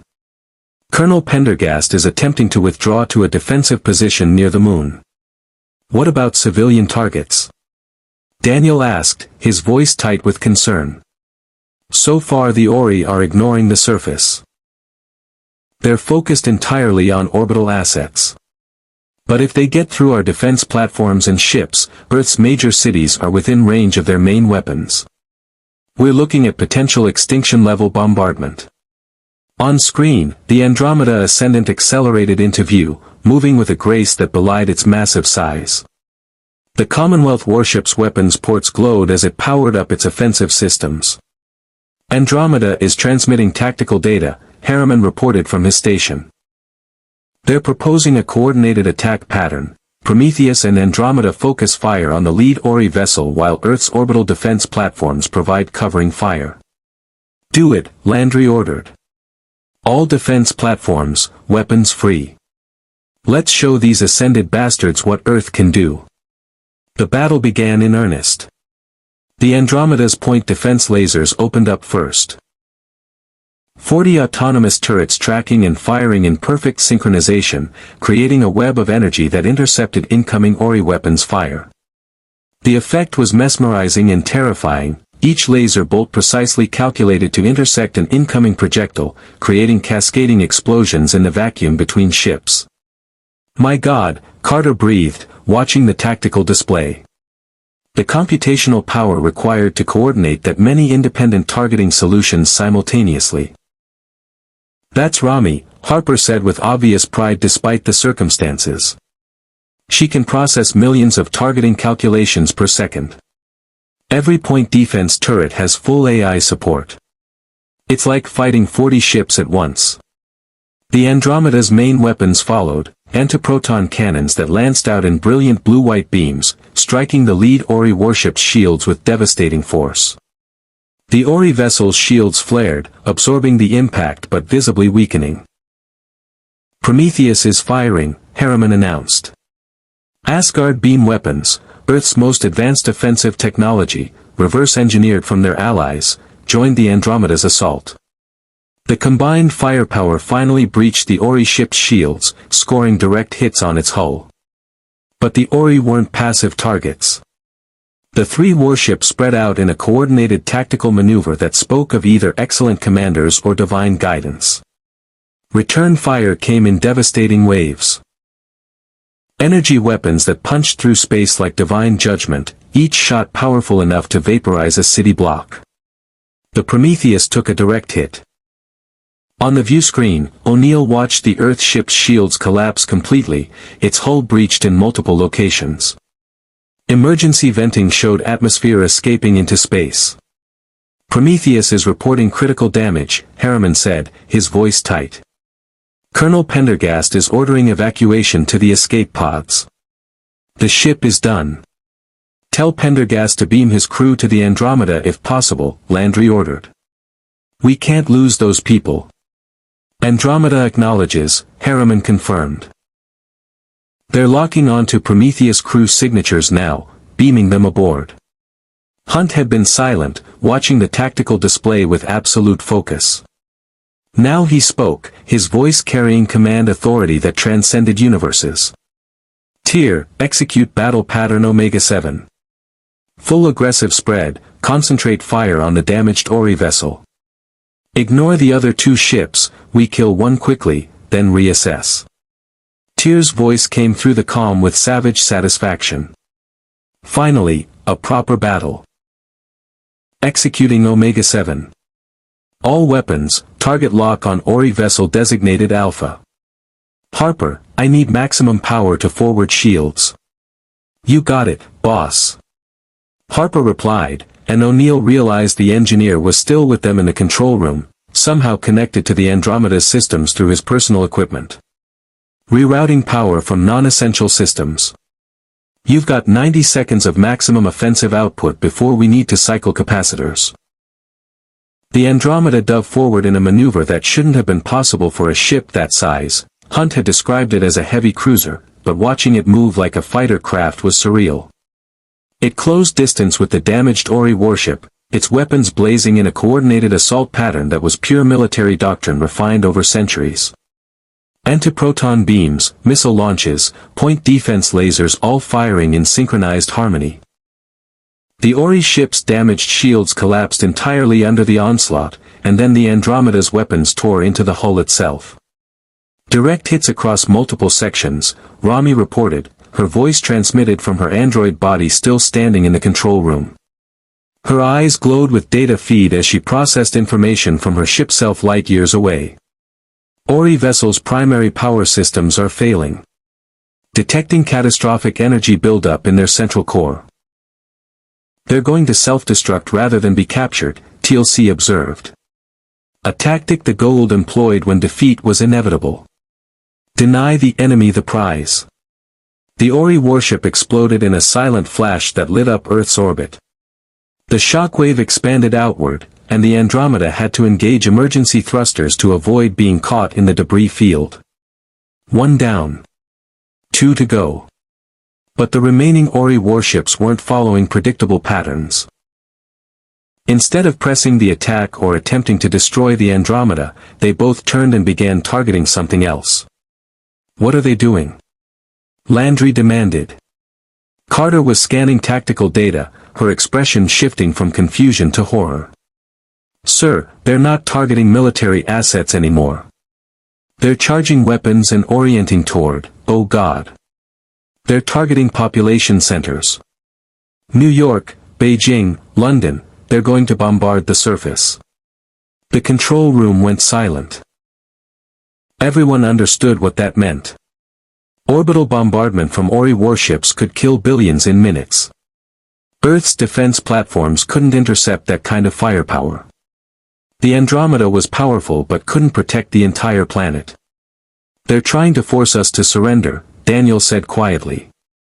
Convert to origin or watch humanity burn. It's the Ori playbook, crush resistance through overwhelming force, then offer salvation to the survivors. Hunt's expression was carved from stone.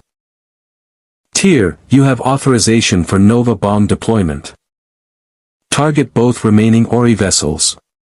Simultaneous launch, maximum yield. Even over the comm, Tyr's hesitation was palpable. Captain, Nova bombs in Earth orbit.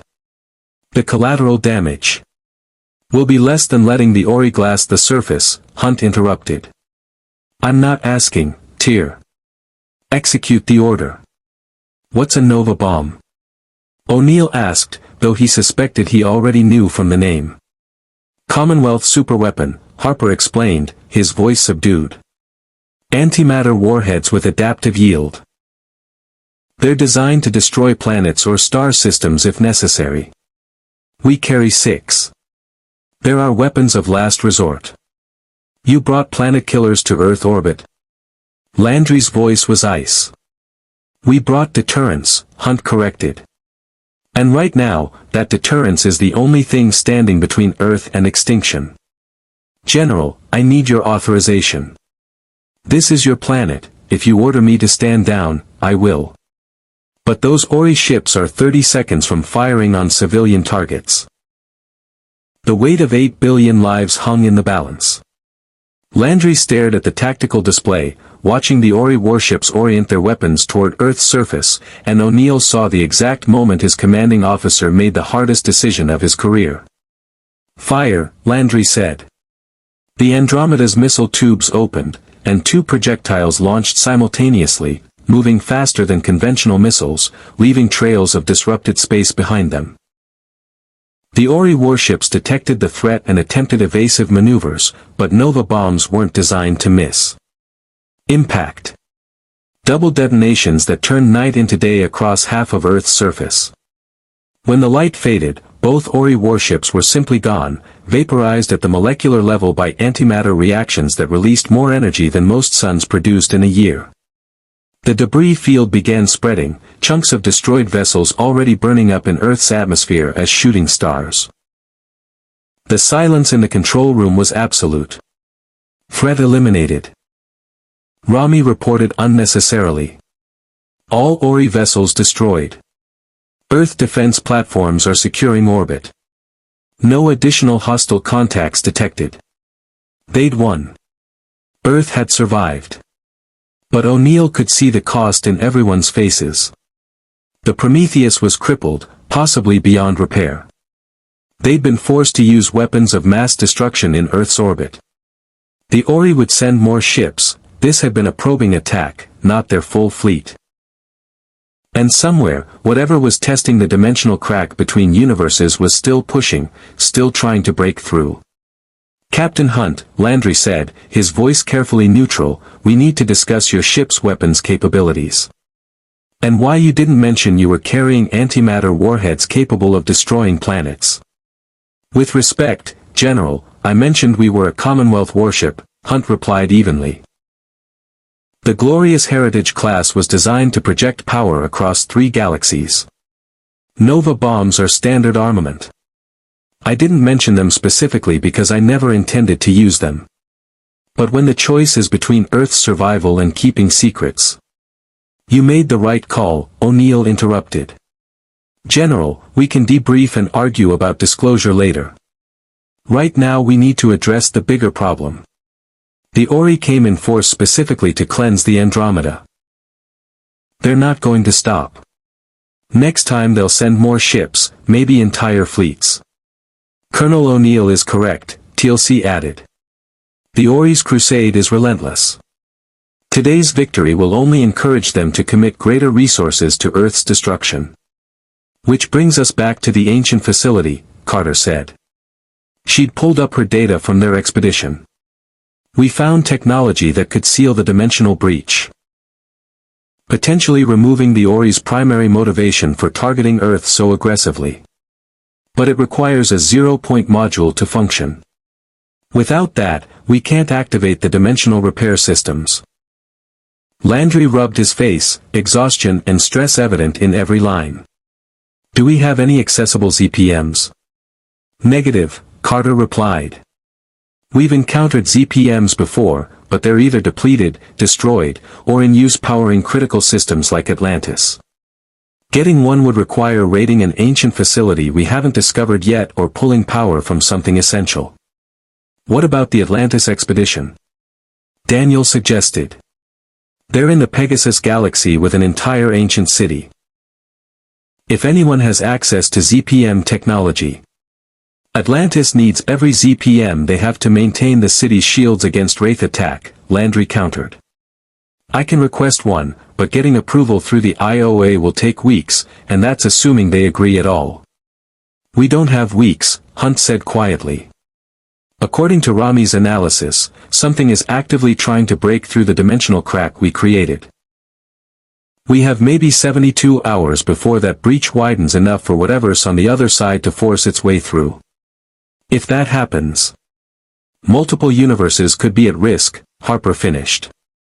"The dimensional barriers are like, think of them as walls between rooms. We punched a hole in one wall. Something on the other side is trying to kick the hole wider. If it succeeds, the wall could collapse entirely, and then all the rooms connect. Dimensional barriers between multiple universes failing simultaneously. The implications were staggering. O'Neill had faced galaxy-ending threats before, the replicators, Anubis with his ancient knowledge, even the Ori themselves. But a multiversal collapse? That was beyond anything they'd encountered. "There has to be another option," Landry insisted. "Some other power source we can use, some way to buy more time." "Actually," Rami interjected, her artificial eyes glowing brighter with sudden realization, "there may be an alternative. The Andromeda's quantum power generators aren't as efficient as ZPMs, but they use similar principles, extracting energy from quantum vacuum fluctuations. If I interface directly with the ancient dimensional device, I might be able to adapt my power systems to provide sufficient energy for a single activation." "Might?" O'Neill latched onto that word. "What are the odds?" "Approximately 47% chance of success," Rami admitted. "And there are risks. Drawing that much power from my quantum generators could cause catastrophic failures in my primary systems. I might survive intact, or I might suffer irreparable damage to core functions." Hunt's expression made it clear what he thought of those odds and risks. "Rami, you're proposing to potentially sacrifice yourself to seal the dimensional breach. I can't authorize that." "Captain, I'm a warship," Rami replied gently.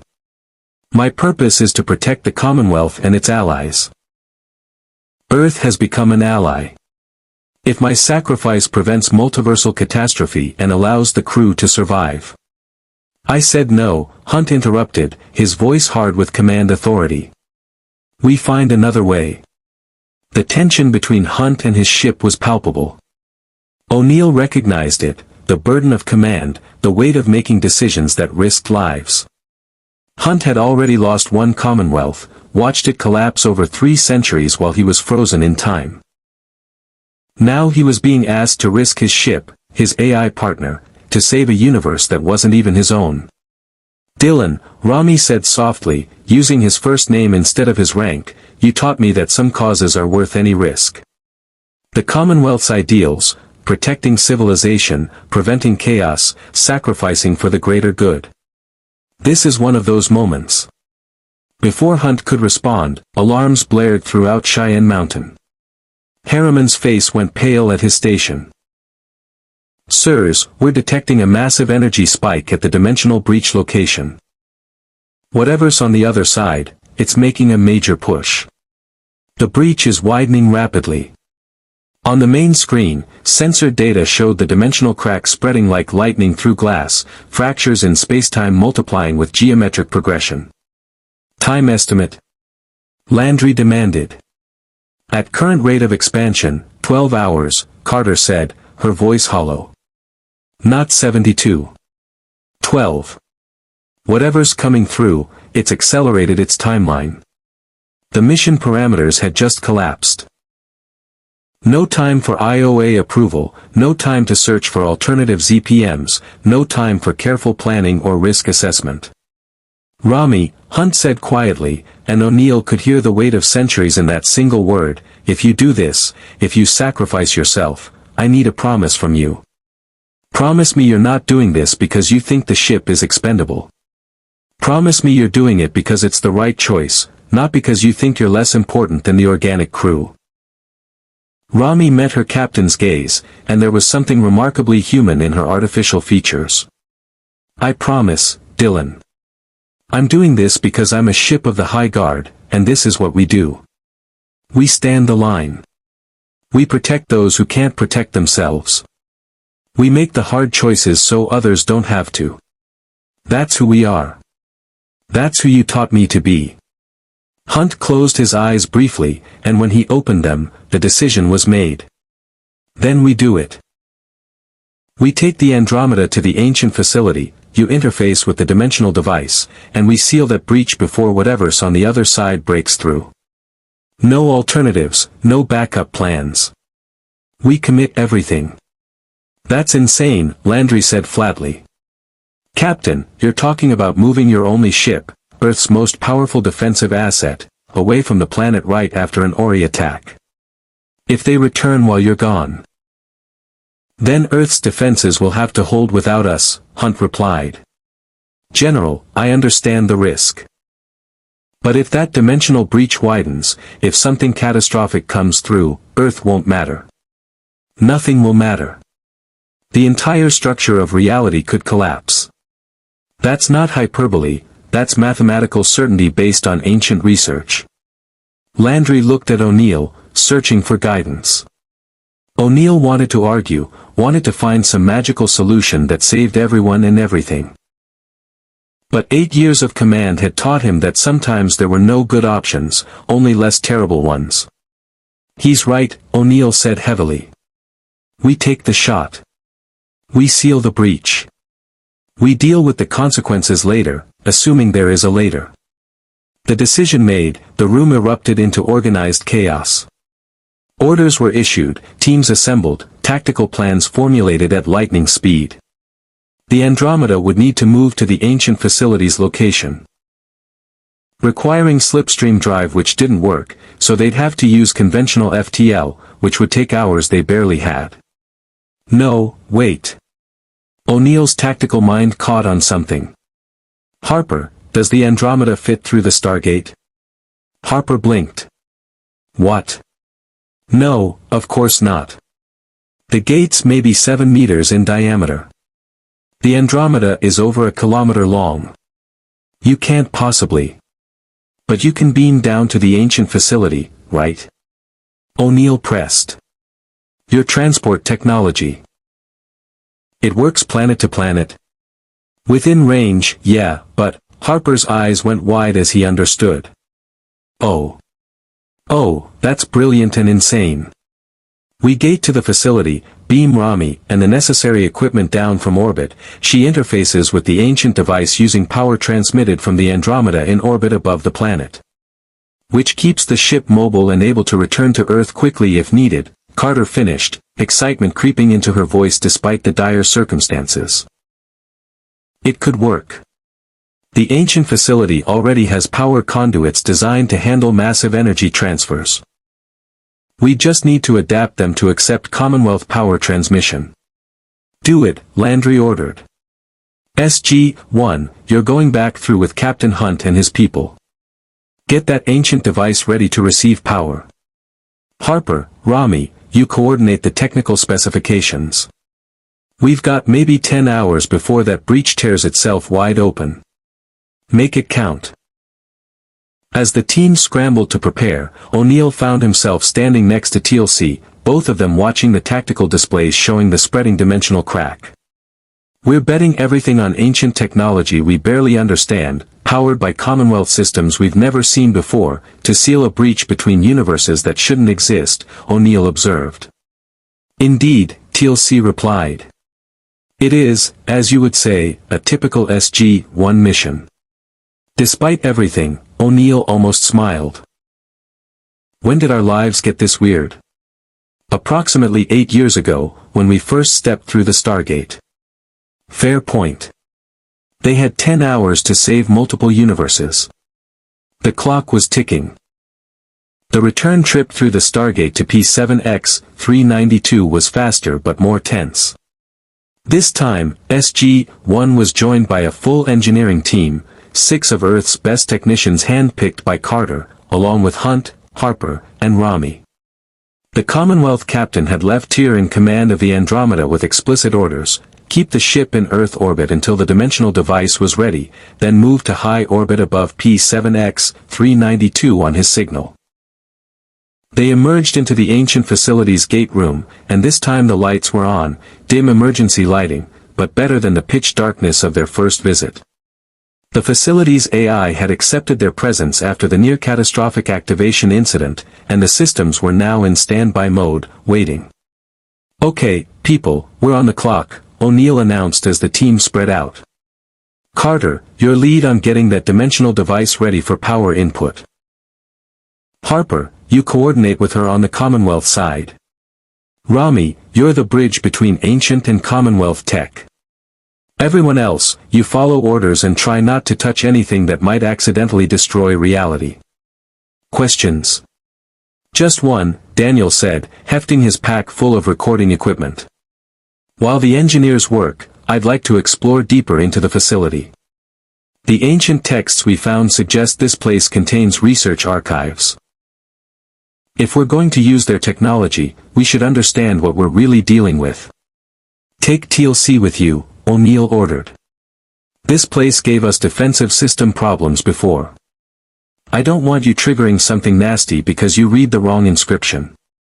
I shall ensure Daniel Jackson does not inadvertently activate any reality-destroying devices, TLC said with complete sincerity. As Daniel and TLC headed deeper into the facility, the engineering team descended on the dimensional phase shifter like surgeons around an operating table. The device sat in the center of the massive chamber, its ring still and silent, waiting for the power that would either save 2 universes or tear them both apart. Carter was in her element, scanning the ancient control interfaces while Harper cross-referenced Commonwealth power transmission protocols. The ancient systems use a form of wireless energy transfer, Carter explained, gesturing to the dormant power conduits in the floor. When the facility was operational, it drew power from multiple ZPMs distributed throughout the structure. We need to adapt these conduits to accept a focused energy beam from the Andromeda in orbit. That's actually not as crazy as it sounds, Harper said, his fingers flying across a handheld Commonwealth computer. The Andromeda uses directed energy weapons all the time. We're basically asking Rami to shoot the planet with a really precise, really controlled beam instead of blowing it up. The ancient conduits should be able to absorb and redirect that energy to the dimensional device. Should being the operative word, O'Neill observed. Hey, I'm working with alien technology from a parallel universe trying to interface with million-year-old ancient systems, Harper shot back. Should is about the best we're gonna get. You want guarantees, call someone else. Rami had interfaced directly with the ancient control panel, her android eyes glowing as data streamed through her consciousness. The ancient AI is providing me with access to dimensional research archives. Captain Hunt, you should see this. Hunt moved to stand beside his ship's avatar. What did you find? The ancients didn't just study dimensional barriers, they mapped them, Rami explained. Holographic displays materialized above the control panel, showing what appeared to be a three-dimensional web of interconnected universes. This is a dimensional topology map. Each node represents a separate universe. The connections between them show natural dimensional boundaries. And here, she highlighted a specific section where the web showed damage. This is where our arrival created the breach.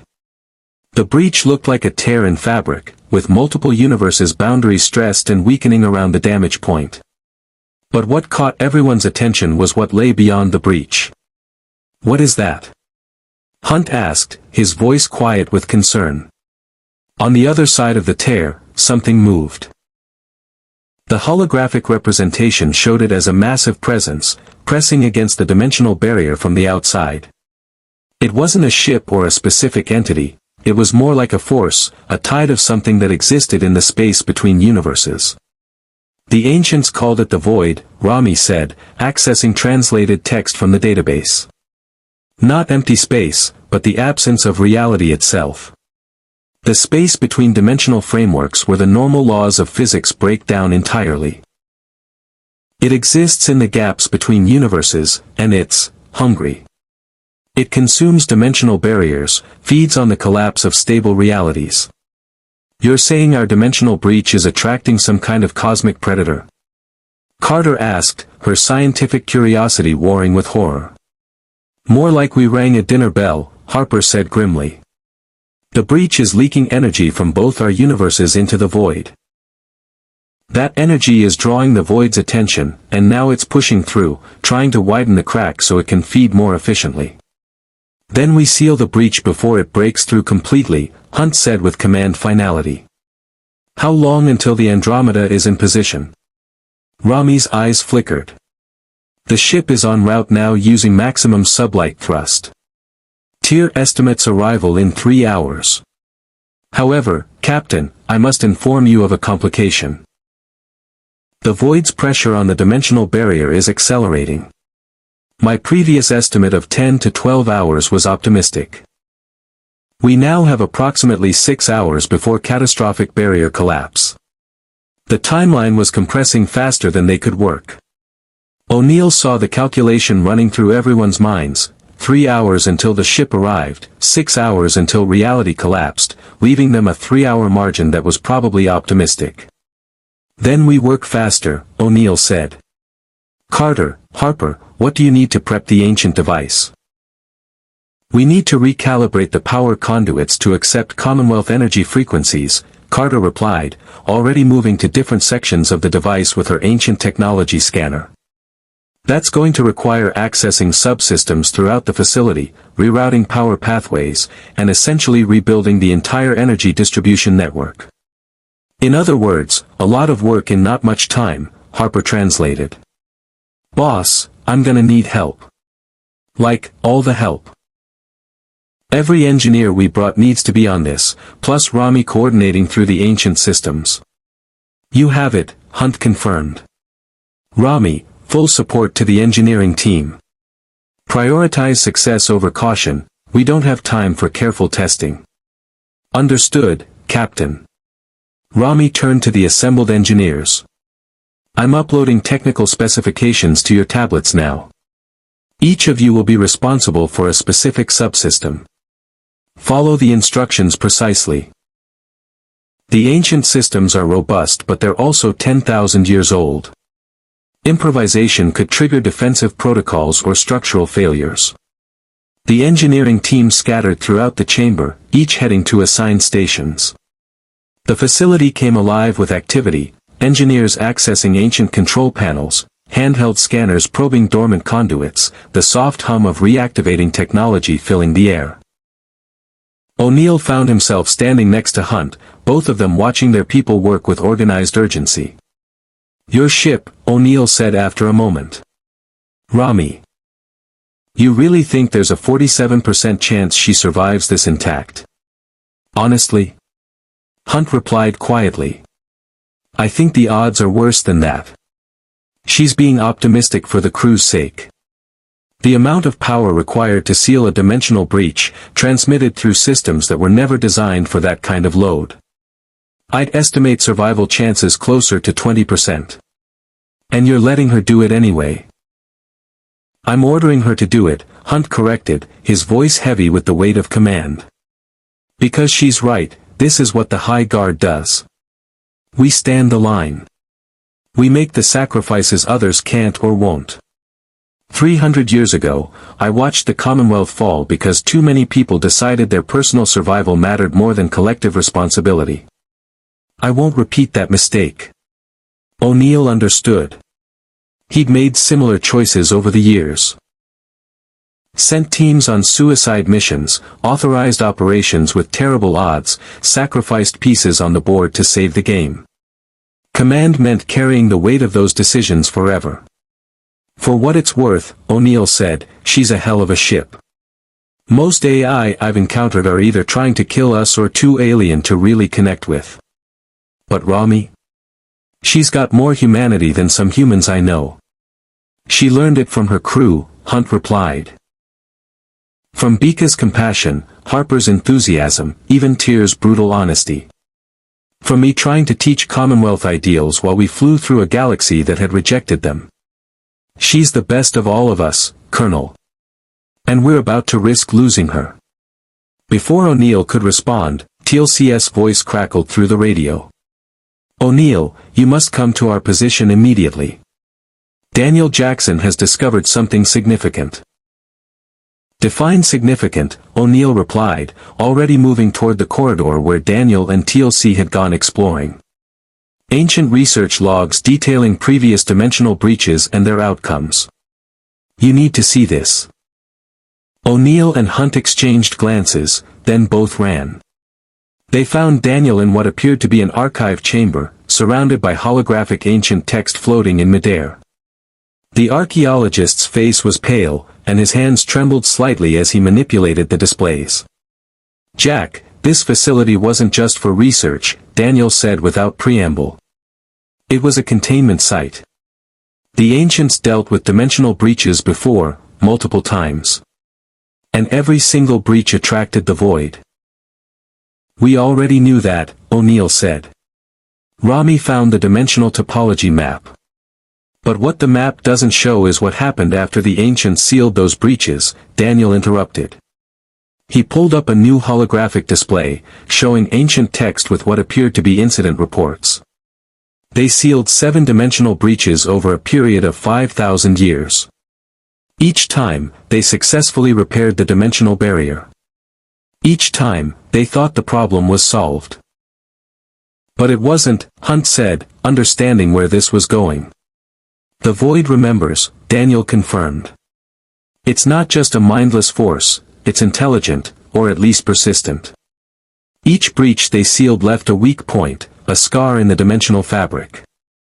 And the void keeps coming back to those scars, testing them, trying to break through again. This facility was built here specifically because this location sits at the intersection of multiple previous breach attempts. The ancients were preparing for an eventual catastrophic failure." TLC stood beside a particular display, his expression grave. "There is more, O'Neill. The final ancient research log, recorded approximately 10,000 years ago, states that the scientists here concluded that sealing dimensional breaches was only a temporary solution. The void's pressure on the barriers was increasing. They predicted that eventually, the accumulated damage would reach a critical threshold and the dimensional barriers would fail completely across multiple universes. How long did they estimate before that failure? Hunt asked. Their calculations suggested approximately 10,000 years, Daniel said quietly. From the date of that final log. Which means. We're at the critical threshold now, O'Neill finished. Our breach didn't just create one crack. It's potentially the tipping point that triggers systemic failure across the entire dimensional barrier network. The implications were staggering. They weren't just fixing one problem, they were trying to prevent a cascade collapse that the ancients had predicted and feared for 10 millennia. Did the ancients propose any solutions? Hunt demanded. Daniel scrolled through more text, his expression growing more hopeless. They had 3 options. 1. Ascend to a higher plane of existence where dimensional barriers don't apply, escaping the problem entirely. 2. Find a way to permanently reinforce all dimensional barriers across all universes simultaneously, which would require technology and resources beyond even ancient capabilities. 3. Let the barriers collapse and hope that whatever multiversal amalgamation results is survivable. Those aren't options, O'Neill said flatly.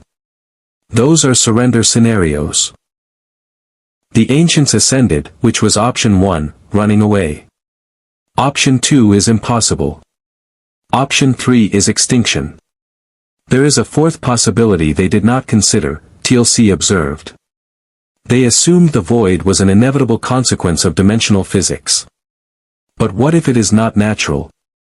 What if the void itself is a created phenomenon, perhaps a weapon or failed experiment from an even older civilization? If that's true, Hunt said slowly, then it could potentially be stopped. Not by sealing breaches, but by addressing the source. Destroying or containing the void itself. Except we have no idea what the void actually is, where it came from, or how to fight something that exists in the space between realities, Daniel pointed out. And we have about 5 hours before it breaks through and starts consuming both our universes. O'Neill's radio crackled with Carter's voice. Colonel, we've completed the power conduit modifications. The ancient device is ready to receive energy transmission from the Andromeda. But Sir, Harper and I have been reviewing the energy requirements.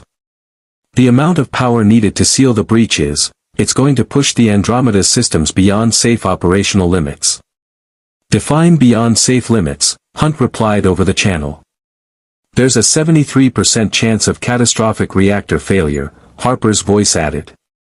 And if the reactors go, the Andromeda doesn't just lose power, she explodes. We're talking antimatter containment breach, nova bomb level detonation. Everyone on the ship dies instantly, and probably everyone on this planet too. The silence that followed was absolute. Rami's voice joined the channel, calm and measured. Captain Hunt, I have reviewed the calculations. Harper and Major Carter are correct. However, I believe I can manage the power distribution efficiently enough to reduce catastrophic failure probability to approximately 40%. Still unacceptably high by normal operational standards, but given the stakes.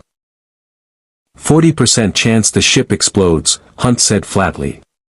And if it doesn't explode, you still have less than 20% chance of surviving with core functions intact. Those are the actual odds we're working with.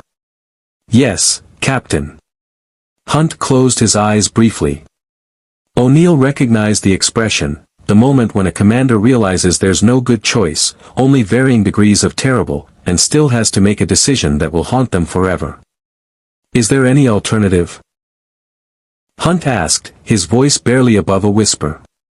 Anything we haven't considered? Sir, I've been thinking about what TLC said, Carter replied. About the void potentially being artificial. If it is, if there's some kind of intelligence or control mechanism behind it, then maybe we don't need to seal the breach. Maybe we need to communicate with the void. Find out what it wants, see if there's a way to stop it that doesn't require potentially destroying the Andromeda. Communicate with a cosmic horror that feeds on dimensional barriers. Harper's voice carried clear skepticism. That's your plan? That's like trying to negotiate with a black hole. It doesn't care about your feelings, it just consumes. Unless it has a purpose, Daniel interjected. He was still reviewing ancient texts, pulling up new information. Wait. Wait, there's something here. The ancients documented one breach where they attempted communication. They detected patterns in the void's probing, not random testing, but systematic analysis. Like it was searching for something specific. Searching for what? O'Neill demanded. The text is fragmentary, but the ancients theorized the void was looking for something it lost. Or someone. The research log mentions the unmade and the first who fell. It's almost religious language, which is unusual for ancient scientific records. TLC's expression shifted to deep concern. The Ori spoke of beings who fell from grace, who were unmade by the others. Could there be a connection? The Ori are ascended beings from our universe, Hunt said. But ascension implies dimensional transcendence. What if there are beings who existed before universes had stable barriers? What if the void is the remnant of a civilization that existed before reality itself was properly separated into distinct universes? The theory was insane. It was also potentially true. And if it was true, it changed everything. If the void is intelligent, if it's searching for something, Hunt said slowly, then maybe we can offer it what it wants. Or at least distract it long enough to seal the breach without it fighting back. Captain, I must advise against attempting communication with an entity that exists beyond dimensional barriers, Rami interjected. The information hazard alone could. An alarm cut through the discussion. Not the facility's alarms, but something transmitted through their radios from the surface teams. Sir, we're detecting massive energy fluctuations at the dimensional breach location, one of Carter's engineers reported, panic creeping into his voice. The void isn't waiting anymore. It's pushing through now. Estimated time to catastrophic breach, 1 hour, maybe less. The timeline had just collapsed completely. No more time for debate, for alternate plans, for careful consideration. Tyr, Hunt said into his radio, bring the Andromeda to high orbit above P7X 392 immediately. Emergency thrust, ignore safety protocols. We need that ship in position now. Already en route, Captain, Tyr replied. Estimated arrival, 45 minutes. Though I should note that pushing the engines this hard risks damage even before we attempt the power transmission. Noted and accepted. Get here, Tyr. That's an order. Hunt turned to O'Neill, and in that moment, they weren't officers from different universes. They were just two commanders who'd been pushed beyond the breaking point and still had to function. Colonel, I need your authorization, Hunt said. The Andromeda will be operating in this system space, using weapons-grade power levels to energize ancient technology on a planet we barely understand. If this goes wrong, if my ship explodes or the ancient device fails catastrophically, this entire solar system could be damaged. I need Earth's permission to proceed despite those risks. O'Neill thought about the billions of people on Earth, about the countless worlds connected through the Stargate network, about 2 entire universes hanging in the balance. He thought about Rami's 40% survival chance and Hunt's willingness to sacrifice his ship to save a universe that wasn't his own. You have my authorization, O'Neill said. And Captain? If your ship survives this, if Rami survives this, Earth owes the Commonwealth a debt we can never fully repay. If we survive, Hunt replied, we'll just be grateful to still exist. They had less than an hour to save reality itself. The endgame was beginning. The Andromeda Ascendant emerged from the darkness of space like a vengeful angel, its hull gleaming in the light of P7X 392's sun. From the ancient facility's external sensors, O'Neill watched the Commonwealth warship take up position in high orbit, weapon systems powered down but reactor output climbing to levels that made Carter's scanning equipment scream warnings. Andromeda is in position, Rami announced from her station at the Dimensional Devices control panel. Her android eyes blazed with light as she synchronized with her ship self in orbit. Quantum power generators are at maximum output. Preparing to initiate directed energy transmission on your mark, Captain. Hunt stood at the center of the chamber, surrounded by ancient technology and Earth engineers, bearing the weight of 300 crew members and 2 universes. Status report. I want to know exactly what we're working with before we commit. Carter stepped forward, tablet in hand. Sir, the ancient device is as ready as we can make it.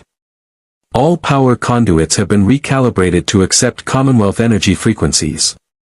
The dimensional repair sequence is loaded and standing by. However, she hesitated, I need to be honest about the risks. We're using million-year-old technology in ways it was never designed for, powered by an energy source from another universe. The margin for error is essentially 0. 47 minutes until the void breaks through completely, Harper added, his usual enthusiasm buried under obvious fear. The dimensional barrier is fracturing faster now, like it knows we're preparing to seal it and it's pushing harder. Once we start the repair sequence, we're committed. No stopping, no course corrections. We either succeed or we fail catastrophically. And if we fail? O'Neill asked, though he suspected he already knew. Best case scenario, the ancient device overloads and this facility is destroyed, Harper replied. Worst case, the power feedback creates an uncontrolled dimensional rupture that spreads like a crack in glass across multiple universal boundaries. Could potentially destabilize dimensional barriers across thousands of universes simultaneously. So, no pressure, O'Neill muttered. TLC stood at parade rest near the entrance, staff weapon held ready. If the dimensional breach widens before we can seal it, what will emerge? The void, Daniel said. He'd brought up ancient research logs on portable displays, text scrolling as he speed-read translations.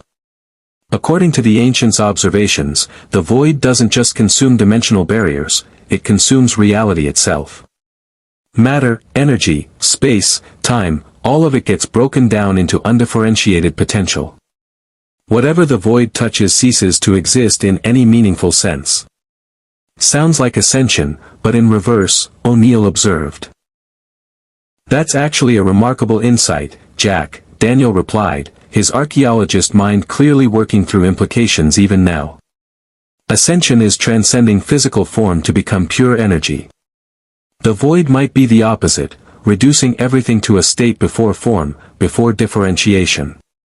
Like cosmic entropy accelerated to infinity. Fascinating philosophy, Hunt interrupted, but right now I need tactical assessments, not metaphysics. Tyr, status of the Andromeda's crew. Tyr's voice came through the comm system, carrying his characteristic blend of confidence and cynicism. All non-essential personnel are in escape pods, ready to launch on your command. Bika is at the helm with a skeleton flight crew.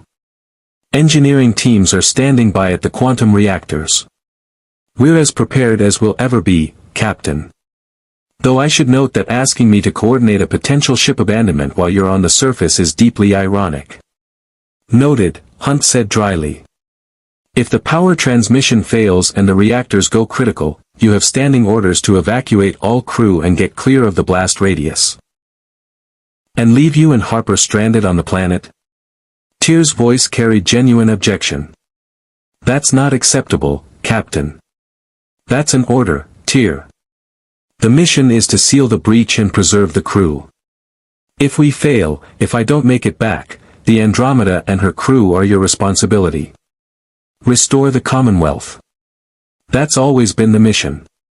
The silence that followed spoke volumes about the relationship between the two men. Despite their philosophical differences, despite Tyr's Nietzschean pragmatism clashing with Hunt's idealism, there was genuine respect and perhaps even affection. Understood, Captain, Tyr finally replied. But for the record, I find your contingency planning unnecessarily pessimistic. We're going to succeed, you're going to return to the ship, and then we're all going to have a very long discussion about proper risk assessment protocols. I'll look forward to it, Hunt said with a slight smile. Carter's ancient scanner emitted a sharp warning tone.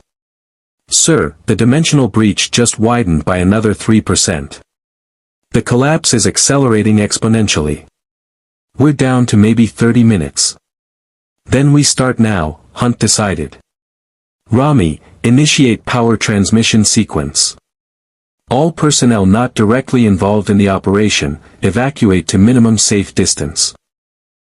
The Earth engineers retreated toward the corridor leading to the gate room, leaving only Carter, Harper, Rami, Hunt, and SG-1 in the main chamber. O'Neill caught Landry's voice over the radio, transmitted from Cheyenne Mountain. Colonel, we're tracking energy readings from the Andromeda that are off the charts. Whatever you're about to do is incredibly dangerous and probably insane, O'Neill confirmed. Yeah, we know. If this works, we save 2 universes. If it doesn't, you'll know because reality will start collapsing. Might want to have the self-destruct ready for the Stargate program, just in case we make things worse. That's not funny, Jack, Landry replied. I wasn't joking, sir. O'Neill out. Rami's android body had become perfectly still, her entire consciousness focused on the task at hand. High above, in orbit, the Andromeda's quantum reactors reached critical output levels. Energy levels that would normally power weapons capable of destroying moons were instead focused, controlled, directed downward in a beam so precise it was invisible to the naked eye. The ancient facility's power conduits began to glow. Faint at first, then brighter, then brilliant with barely contained energy. The dimensional device at the chamber's center activated, rings beginning to rotate with increasing speed. Ancient symbols lit up in sequence around the device's circumference, each one representing a layer of dimensional physics beyond human comprehension. Power transmission stable, Harper reported, his eyes fixed on Commonwealth readouts. Energy flow is within acceptable parameters. The ancient conduits are holding. So far, so good. Dimensional repair sequence initiating, Carter added. The device is scanning the breach location, mapping the damaged dimensional barrier structure. It's, my God, the complexity. The dimensional topology is fractal, barriers within barriers, each layer supporting the others. The breach we created damaged multiple layers simultaneously. The rings of the dimensional device spun faster, creating a blur of motion that hurt to look at directly. Energy crackled between the components, and the air itself seemed to shimmer and distort.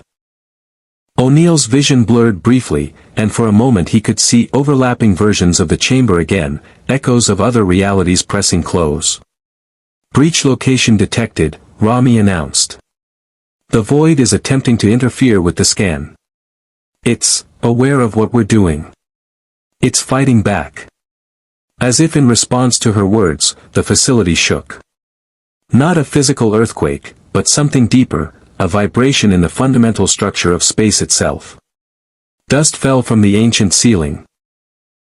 Warning lights flared across ancient control panels. The void is pushing through, Daniel said, his voice tight. It's not waiting for the breach to widen naturally. It's forcing its way in. On the holographic displays, the dimensional barrier map updated in real time. The crack that the Andromeda's arrival had created was spreading like lightning through glass, fractures multiplying exponentially. And behind those fractures, something massive and incomprehensible was pressing forward. Rami, we need to accelerate the repair sequence, Hunt ordered. Can we increase power transmission? Negative, Captain. The Andromeda is already operating at maximum safe output. Any additional power draw risks antimatter containment failure. Current reactor stress levels are at 93% of critical threshold. Then we work with what we have, Hunt replied. Continue the sequence. How long until the device can begin actual dimensional repairs? 60 seconds to complete the scan and establish quantum lock on the breach location, Rami calculated. Then approximately 3 minutes for the repair sequence itself.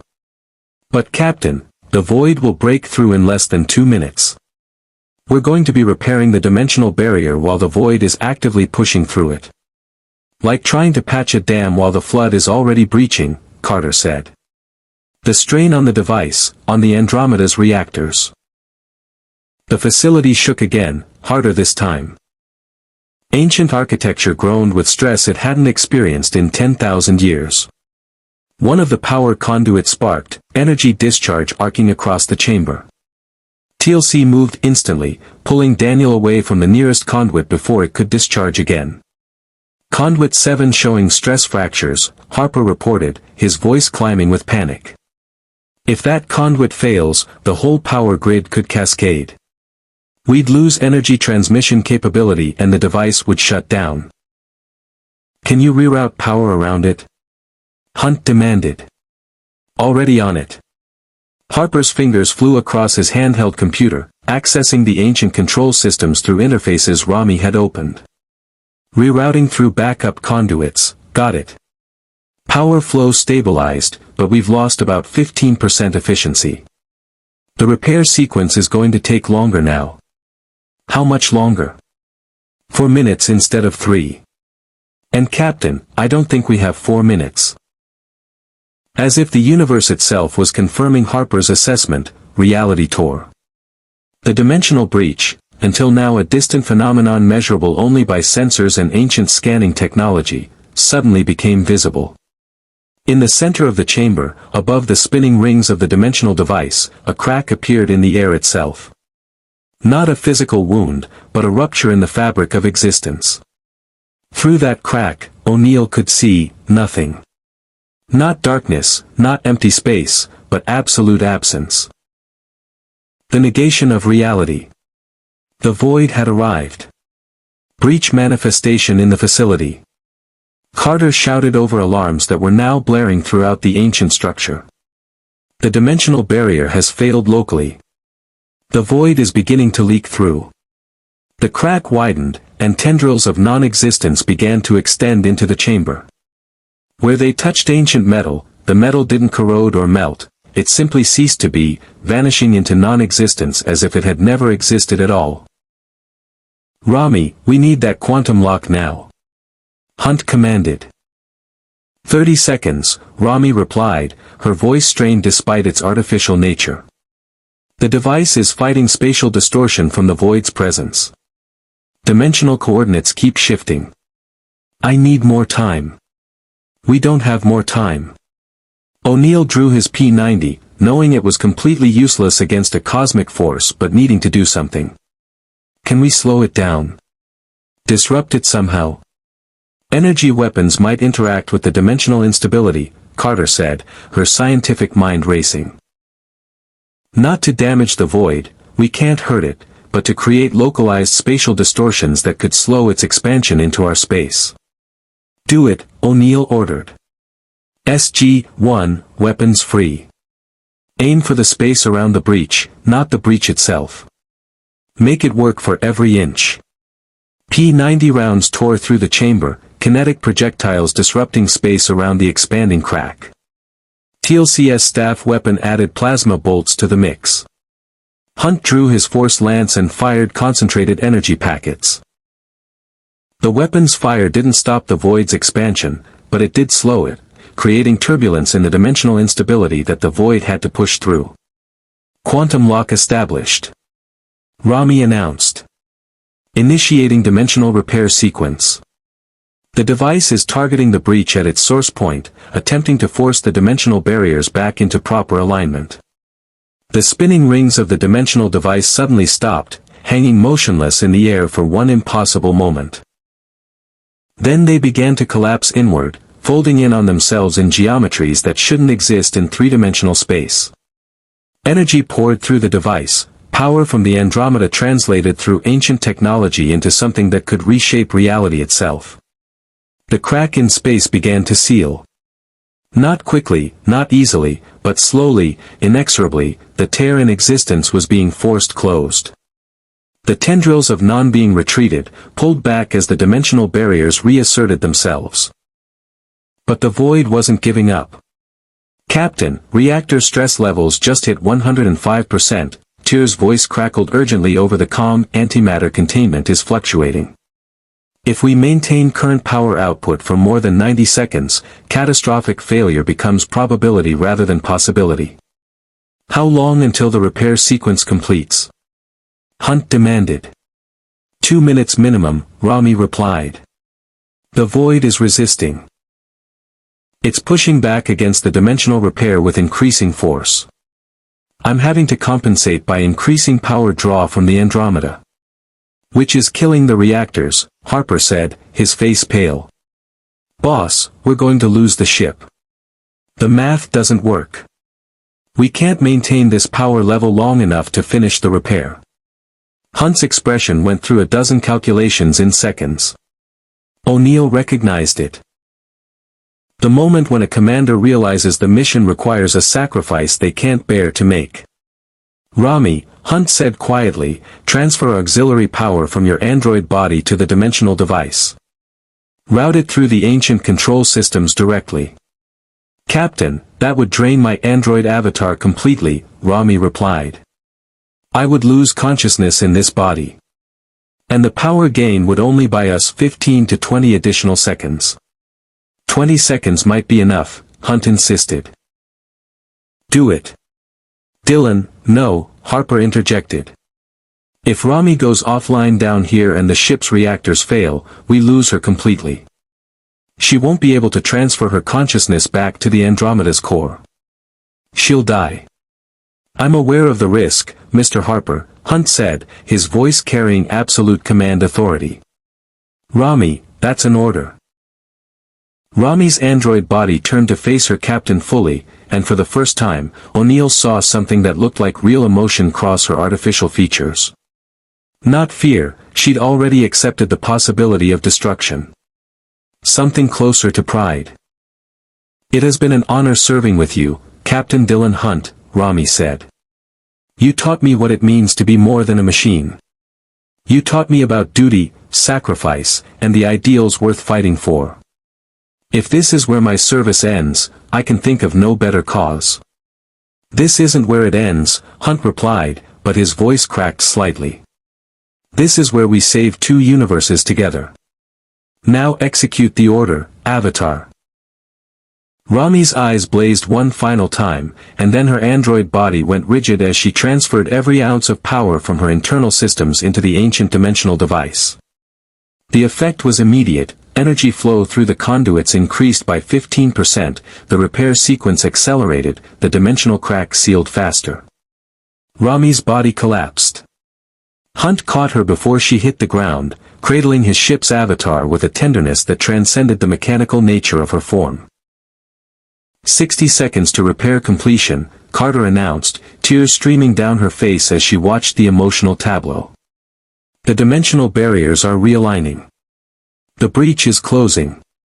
Andromeda reactor stress at 118%, Tyr reported grimly. Containment fields failing. Captain, you need to evacuate now. We have maybe 45 seconds before. The transmission cut off with a burst of static. Tyr. Hunt shouted into his radio. Tyr, respond. Silence.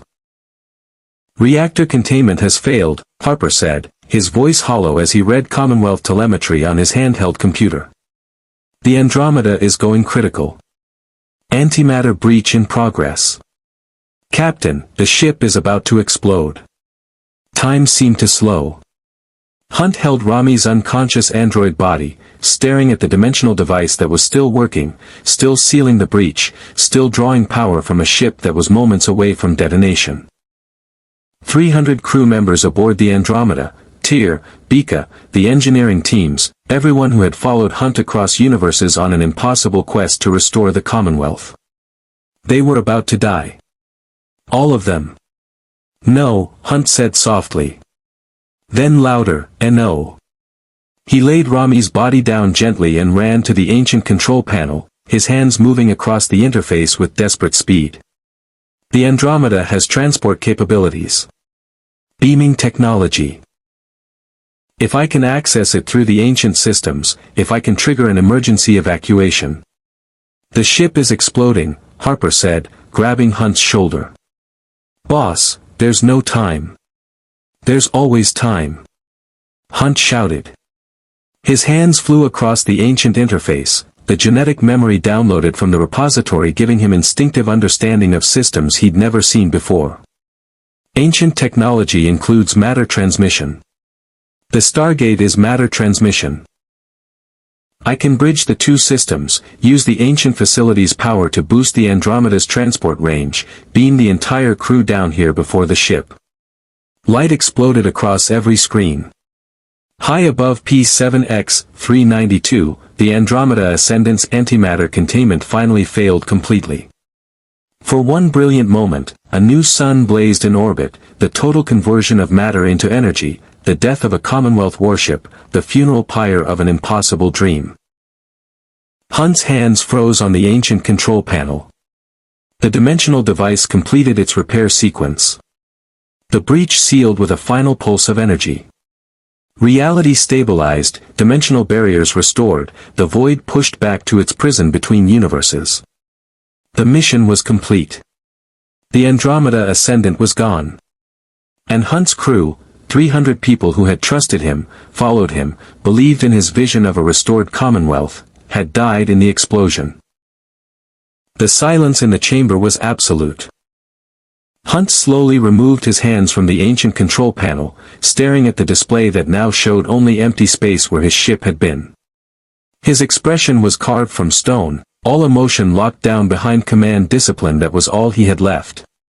"Captain," O'Neill said softly, moving to stand beside the Commonwealth officer, "I'm sorry." "I'm so sorry." Hunt didn't respond. He just stared at the screens showing his ship's final moments played back in sensor recordings. The explosion, the debris field, the absolute confirmation that there were no survivors, no escape pods, no miraculous last-second rescue. The Andromeda Ascendant and all aboard were gone. Daniel stepped forward, his voice gentle. "Dylan, you saved 2 universes. You stopped the void. You gave your life's work, your ship, your crew, everything, to preserve billions of lives across dimensional barriers. That's the definition of heroism." "It's the definition of failure," Hunt replied quietly. His voice was dead, emotionless, the sound of a man who had just lost everything for the second time in his life. 300 years ago, I watched the Commonwealth fall while I was frozen in time, unable to help. Now I've watched 300 people die while I stood here, still unable to help. What kind of captain can't save his own crew? The kind of captain who makes impossible choices, TLC said, his deep voice carrying weight. "I have led warriors to their deaths, Dylan Hunt. I have ordered missions where survival was unlikely. Every leader who commands in battle carries those ghosts. But your crew chose to follow you. They chose to stand with you against the void. They died fulfilling a mission they believed in. That is not failure. That is sacrifice." Before Hunt could respond, a sound broke the silence. A familiar sound that in any other context would have been joyful. The Stargate was activating. Everyone spun toward the gate room where chevrons were locking in sequence, the event horizon forming with its characteristic whoosh. But the gate wasn't receiving an incoming wormhole, it was establishing an outgoing connection on its own. "That's impossible," Carter said, already running toward the gate room with her scanner. "The gate doesn't dial itself. Someone would have to manually input coordinates." She stopped dead in the gate room entrance, staring. Figures were emerging from the event horizon. People in Commonwealth uniforms, looking disoriented but alive. Tyr came through first, carrying an injured engineer. Then Bika, supporting a crew member who was clutching a broken arm. Then more, and more, a steady stream of Commonwealth crew materializing through the Stargate. What? Hunt couldn't finish the sentence, couldn't process what he was seeing. Harper was frantically checking his handheld computer, pulling up data logs. "Boss, the ancient control panel. When you were trying to access the transport system, you didn't just trigger the Andromeda's beaming technology. You rerouted it through the Stargate network. You turned the entire gate system into a massive transporter array.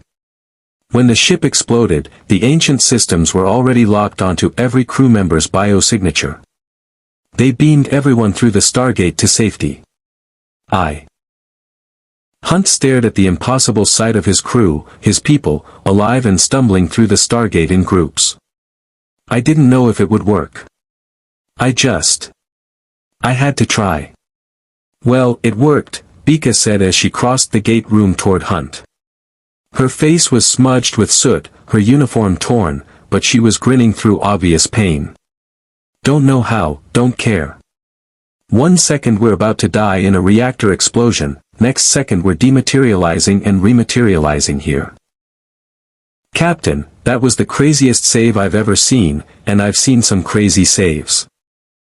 Tears set down the engineer he'd been carrying and approached Hunt with his characteristic predatory grace. Captain, the Andromeda is destroyed. The ship, Rami, is gone. We're stranded in this universe with no means of returning home, no vessel, no resources beyond what we carry. By any objective measure, we've lost everything. Hunt looked at his first officer, waiting for the other shoe to drop. Tyr's expression shifted into something that might have been a smile. And yet, we're alive. 300 crew members survived against impossible odds because you refused to accept defeat. That's worth acknowledging. So I'll say it once, Captain, and never again, you were right. The Commonwealth's ideals, sacrifice, duty, fighting for others even at cost to yourself, they're worth preserving. Even here. Even in an alien universe. The last of the crew emerged through the Stargate, and the event horizon collapsed. 300 Commonwealth personnel stood in the ancient facility, alive against all probability, saved by technology they barely understood wielded by a captain who had refused to give up. O'Neill watched Hunt slowly comprehend what had happened, watched the weight lift slightly from the man's shoulders as he realized his crew had survived. It wasn't a complete victory.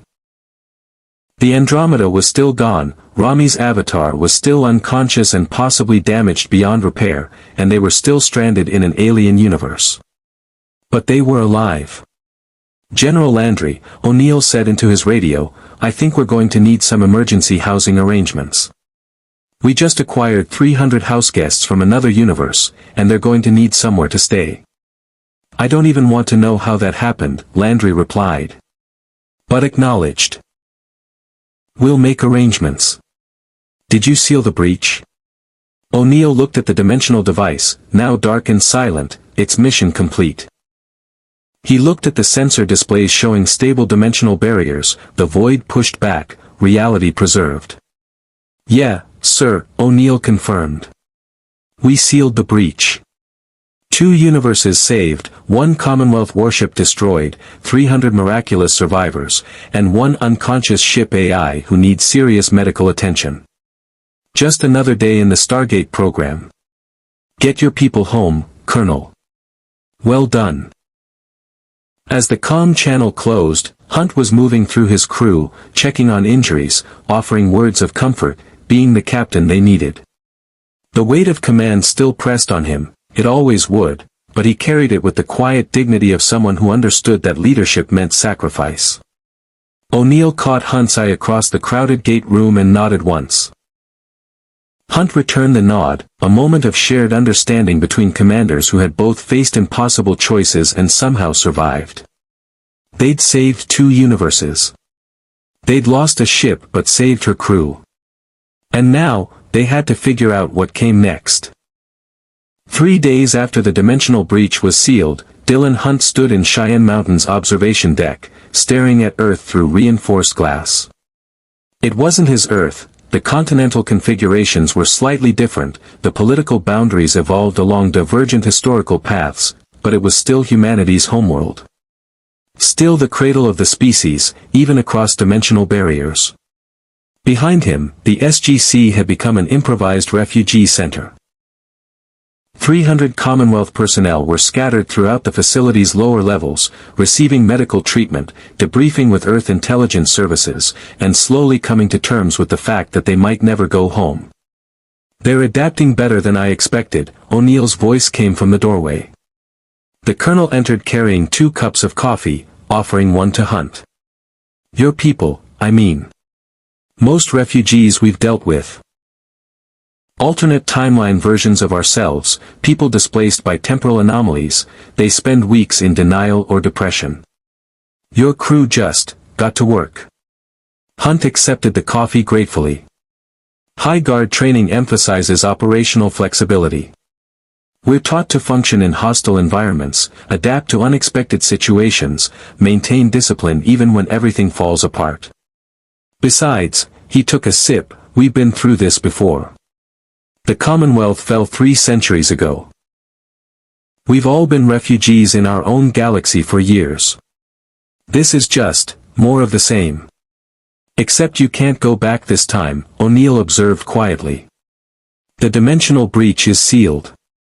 Ancient technology made sure of that, the barriers are reinforced now, specifically preventing another crossing. Even if we wanted to send you home, we can't. I know.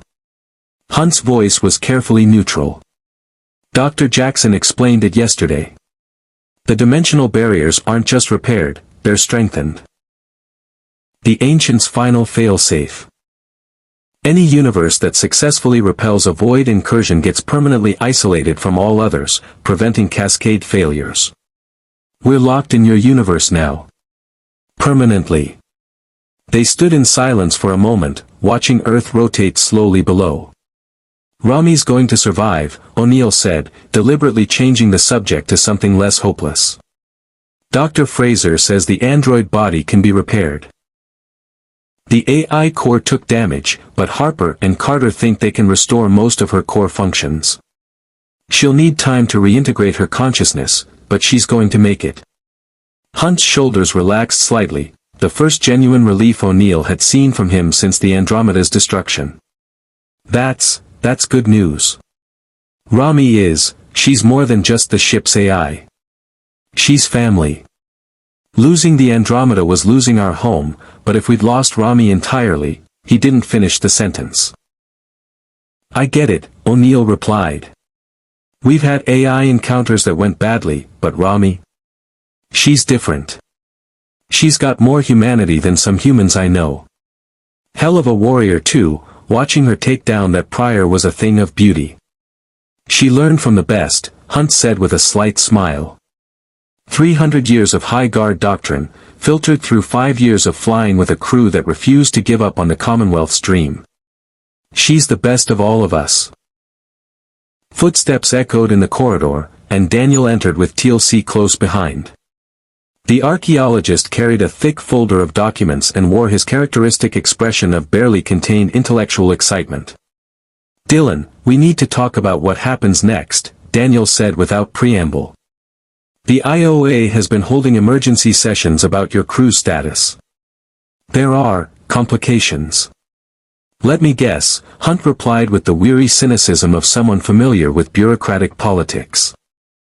Some factions want to exploit Commonwealth technology, others want to imprison us as potential security threats, and everyone's arguing about jurisdiction over dimensional refugees.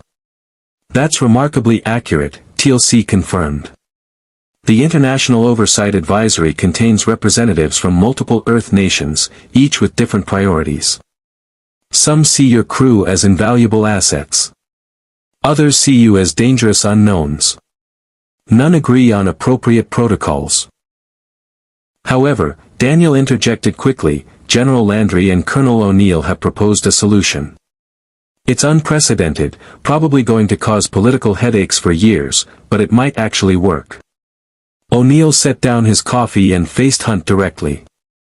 Captain Hunt, on behalf of Stargate Command and with provisional authorization from the United States Air Force, I'm offering your crew military asylum and operational integration. We bring you into the SGC program formally. Your people get Earth citizenship, military ranks equivalent to their Commonwealth positions, and assignment to active gate teams. In exchange, you help us fight the Ori, share Commonwealth tactical doctrine, and generally make yourselves useful. Hunt blinked, processing the offer. You want to recruit 300 interdimensional refugees into your military? We want to offer you purpose, O'Neill corrected. You're warriors without a war, soldiers without a nation, officers without a mission. We've got all three in abundance. The Ori aren't going away, in fact, they're probably going to escalate after we destroyed 3 of their warships. We need every tactical advantage, every skilled officer, every person willing to stand against gods who think conversion or death are the only options. And your people? Hunt asked carefully. Your government officials, your oversight committees. They'll accept Commonwealth personnel operating through the Stargate network. Some will fight it, Daniel admitted. The NID will probably try to sabotage the arrangement, extract Commonwealth technology through coercion or theft. Elements within the IOA will argue that interdimensional refugees shouldn't have access to classified programs. But Landry's willing to fight those battles. And frankly, after you saved Earth, saved multiple universes, denying you asylum would be politically untenable. TLC stepped forward, his expression grave but respectful. Captain Hunt, I understand the weight of this decision. You and your crew must choose whether to embrace a new mission or seek alternative paths. But know this, the Tauri are worthy allies. They fight with honor against overwhelming odds. They value courage, sacrifice, and the willingness to stand against tyranny. The Commonwealth's ideals would find fertile ground here. Hunt turned back to the observation window, staring at Earth while his tactical mind worked through implications. O'Neill could practically see the calculations, 300 crew members who needed purpose, Commonwealth ideals that demanded action against oppression, a galaxy full of threats that could use high guard expertise. What about the others? Hunt asked finally. Tyr, Bika, Harper, they didn't sign up to join someone else's war. They followed me because they believed in restoring the Commonwealth. Now that's impossible. I can't ask them to. You're not asking, Bika's voice interrupted from the doorway. She entered with Tyr and Harper behind her, all 3 having apparently been listening. We're volunteering. Boss, we didn't follow you because we thought the Commonwealth could be restored exactly as it was. We followed you because you represented something worth fighting for, civilization over chaos, unity over fragmentation, protection over exploitation. Earth needs that, Harper added, his usual nervous energy subdued but present. I've been talking with Major Carter, Sam, about their technology. They're brilliant, but they're working with salvaged alien tech they barely understand, constantly one breakthrough away from disaster. They need engineers who can think beyond their own technological paradigm. They need Commonwealth expertise. Tyr's contribution was characteristically pragmatic. Captain, the High Guard's mission was to protect civilization across 3 galaxies. We failed. Our Commonwealth fell, our mission ended, our purpose vanished. But Earth offers us a chance to succeed where we previously failed. A new galaxy, new threats, new civilizations to protect. The mission hasn't ended, it's evolved. And frankly, the Ori need killing. That alone makes this worthwhile. Hunt studied his senior officers, his friends, seeing the determination in their faces. They'd followed him through the Commonwealth's collapse, through 5 years of desperate attempts at restoration, through dimensional barriers into an alien universe, and now they were ready to follow him into a new mission entirely. The crew? Hunt asked quietly. We took a vote, Bika replied. Unofficial, because you're the captain and it's ultimately your decision. But 87% want to stay, want to fight, want to make Earth struggle our struggle. The other 13% are mostly non-combatants who want to settle somewhere quiet and try to build normal lives. We can't blame them for that. And we can accommodate them, Daniel said quickly. Earth has plenty of places where your people could integrate into civilian society. We've got contingency protocols for refugees. It's not perfect, but we've done it before with people displaced by the Goa'uld. Hunt stood silent for a long moment, the weight of command pressing down as it always had, always would. Then he straightened, and O'Neill recognized the shift, the moment when a leader stops grieving what was lost and commits to what must be done.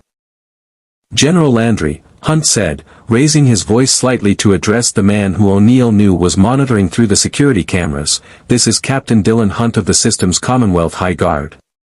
On behalf of my crew, I formally accept your offer of asylum and operational integration. The remnants of the Andromeda Ascendant's crew place ourselves at Earth's service. We'll fight your wars, protect your people, and stand against the Ori with everything we have. In exchange, we ask only that Earth honor the ideals we fought for: civilization over chaos, protection over exploitation, unity over fragmentation." Landry's voice came through the observation deck speakers. "Captain Hunt, Earth accepts your terms. Welcome to the Stargate program. You and your people are officially under SGC command as of this moment. We'll work out the administrative details, rank equivalencies, team assignments, security clearances, over the next few weeks. But effective immediately, you're one of us." "Understood, General." Hunt turned to O'Neill with a slight smile. "So, Colonel, what's our first mission? I assume you don't keep 300 trained military personnel sitting around doing nothing." "Actually," O'Neill replied, pulling out a mission folder he'd been carrying, "we've got a situation developing on P4X-639. Long-range sensors detected unusual Ori activity, possibly another prior or a forward base for their crusade. Command wants to send a reconnaissance team to assess the threat. I was thinking SG-1 could use some backup. Interested?" Hunt took the folder, skimming the mission briefing with professional efficiency. "Mixed terrain, unknown hostile force strength, potential for first contact with Ori ground forces. Looks dangerous, complicated, and likely to go wrong in creative ways." "That's basically our mission statement," O'Neill confirmed. "Then we're definitely interested," Hunt replied. "Tier, Bika, Harper, prep for gate travel. Full combat loadout, Commonwealth weapons authorized by SGC Command. We stepped through in 2 hours." Finally, Tier said with satisfaction. "Proper military operations instead of political negotiations." "Speak for yourself," Harper muttered. "I was just getting comfortable with the whole not being shot at thing."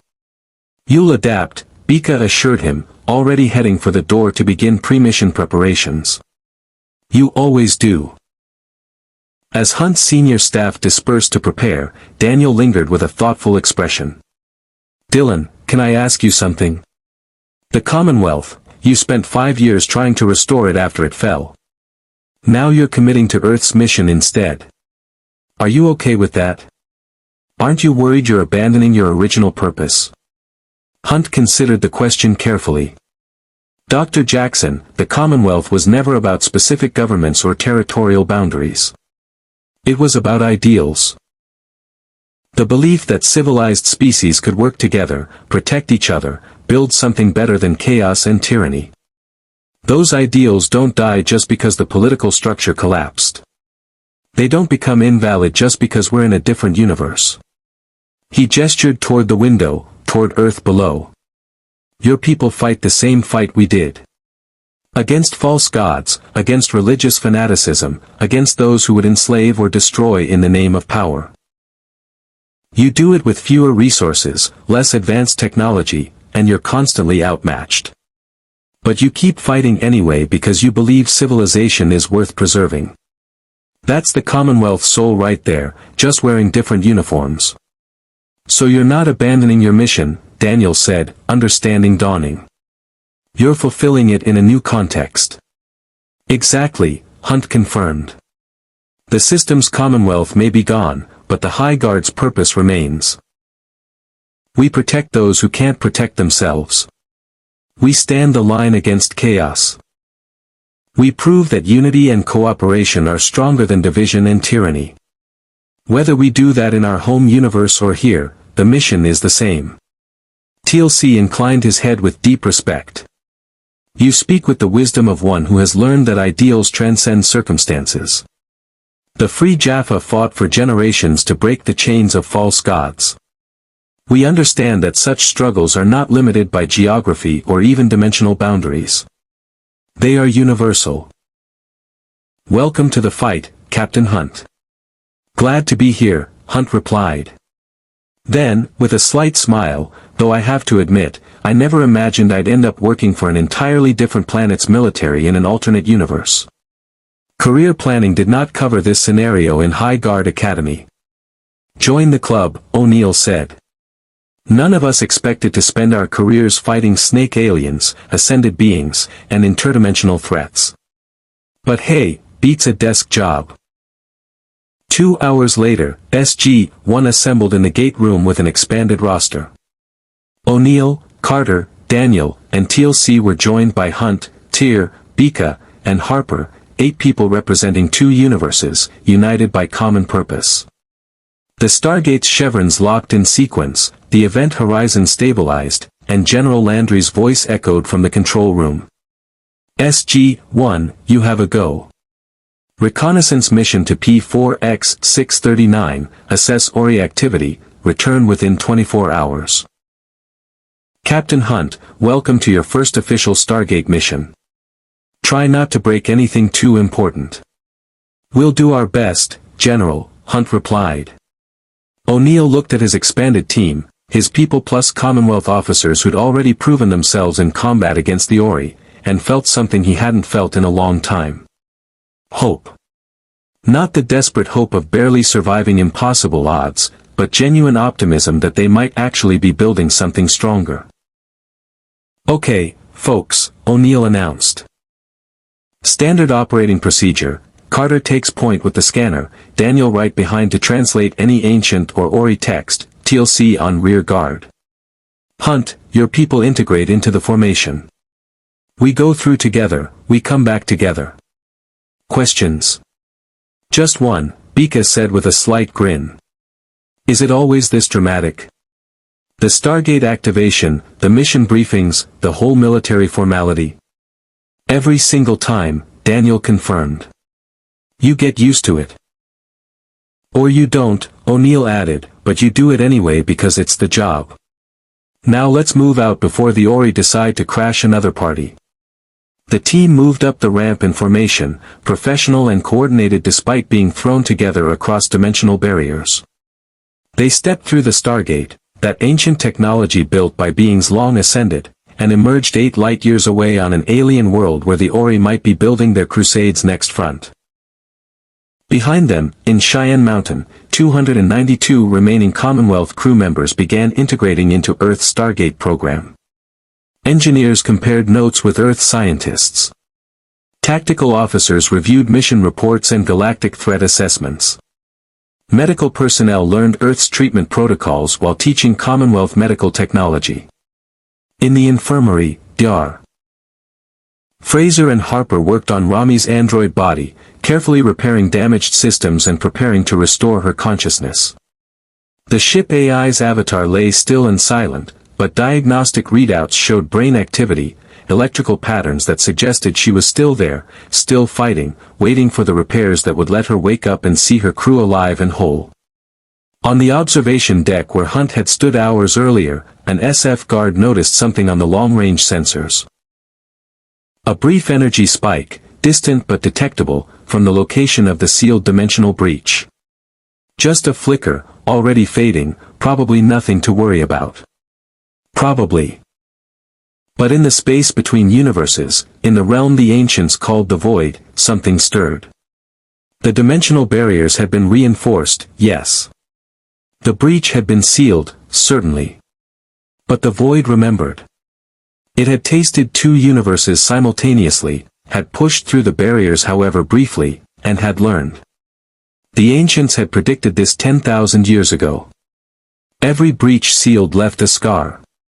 Every scar was a weak point.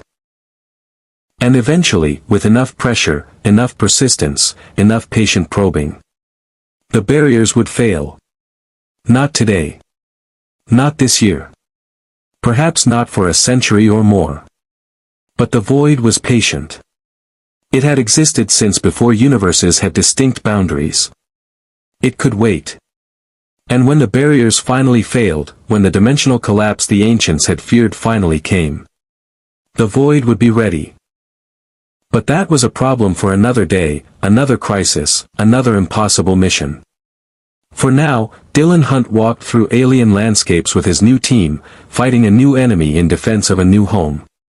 The system's Commonwealth was gone, the Andromeda Ascendant was destroyed, and 300 crew members were permanently stranded in an alternate universe. But they were alive. They had purpose.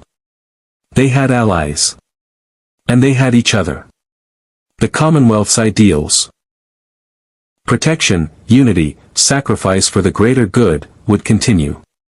Just in a new context, under new circumstances, with new challenges. Captain Dylan Hunt had spent 300 years in temporal stasis watching his civilization fall. He'd spent 5 more years desperately trying to rebuild it. Now, finally, he was exactly where he needed to be, standing the line with warriors who understood that some fights transcend politics, geography, or even dimensional boundaries. The mission continued. It always had. It always would. Because that's what the High Guard did. That's what SG teams did. That's what anyone willing to stand against tyranny and chaos did. They fought. They protected. They endured. And they did it together. In Cheyenne Mountain's archives, a new entry was logged in the mission database. Event classification, dimensional incursion, Andromeda Ascendant arrival and integration. Status, breach sealed, crew asylum granted, operational integration successful.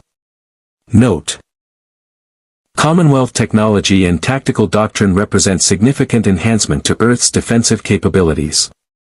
Recommend full integration protocols and continued monitoring of dimensional barrier integrity. Secondary note: the Andromeda's crew exemplifies the courage and sacrifice that defines the Stargate program. They will be remembered not as refugees or strangers, but as brothers and sisters in arms who stood with Earth when reality itself was at stake. The report was filed, classified, and secured. Somewhere in the records, Dylan Hunt's name was added to Earth's defenders, not as prominent as the legends like O'Neill or Carter, but present nonetheless. A Commonwealth captain who had lost everything twice and still found the strength to keep fighting. Years from now, when the Ori threat was finally defeated, when new crises emerged and were overcome, historians would look back at this moment. They would see it as the point where Earth's Stargate program evolved from a planetary defense force into something greater, a multiversal coalition united not by politics or geography, but by shared ideals and mutual respect. The system's Commonwealth had fallen 3 centuries ago in another universe. But its spirit, its mission, its unshakable belief in civilization over chaos, that lived on. In Dylan Hunt. In his crew. In every gate team that stepped through the Stargate to face impossible odds. The Commonwealth was dead. Long live the Commonwealth. The dimensional breach that brought the Andromeda Ascendant to Earth's universe had been sealed, but its consequences would ripple across decades. The Ori Crusade continued, now with added ferocity after the destruction of 3 warships and the abomination that had violated dimensional sanctity. Earth's Stargate program gained 300 trained military personnel whose tactical doctrine and technological expertise would prove invaluable in the battles ahead. Captain Dylan Hunt found a new mission that honored the old one, protecting civilization, standing against tyranny, proving that unity and sacrifice could overcome even divine judgment. His crew adapted to their permanent exile with the same resilience that had carried them through the Commonwealth's collapse. They became legends among the SGC, the interdimensional warriors who had faced the void and won. Rami's android avatar was eventually restored, her consciousness reintegrated with help from Earth's brightest minds and Harper's Commonwealth engineering genius. She woke to find her physical ship destroyed but her crew alive, and declared it a fair trade. She became the first artificial intelligence to serve in the Stargate program, her unique perspective and computational abilities saving countless lives over the missions that followed. The Andromeda's destruction left technology scattered across P7X-392's orbit, Commonwealth weapons systems, quantum power generators, slipstream drive components that didn't work in this universe but could be studied. Earth salvaged what it could, reverse engineering selectively, always remembering Hunt's warning about the costs of exploiting alien technology without understanding its context. The dimensional barriers remained sealed, reinforced by ancient fail-safes that prevented crossing between universes.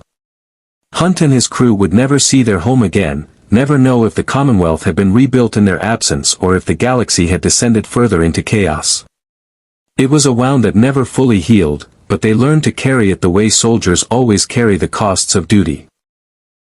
And in the space between universes, in the void that hungered for reality itself, something patient waited. The ancients had been right, every sealed breach left scars, every victory against the void was temporary. One day, perhaps centuries hence, the accumulated damage would reach critical mass. The barriers would fail not in one location but everywhere simultaneously. When that day came, the void would feast. But that was a threat for future generations, future heroes, future impossible missions. For now, Dylan Hunt served with SG-1, bringing Commonwealth precision to Earth's improvisational tactics. His crew scattered across Gate teams, engineering divisions, diplomatic missions, 300 people who refused to abandon the ideals that had defined them just because the political structure supporting those ideals had collapsed. The system's Commonwealth had fallen. But the High Guard endured. And that made all the difference.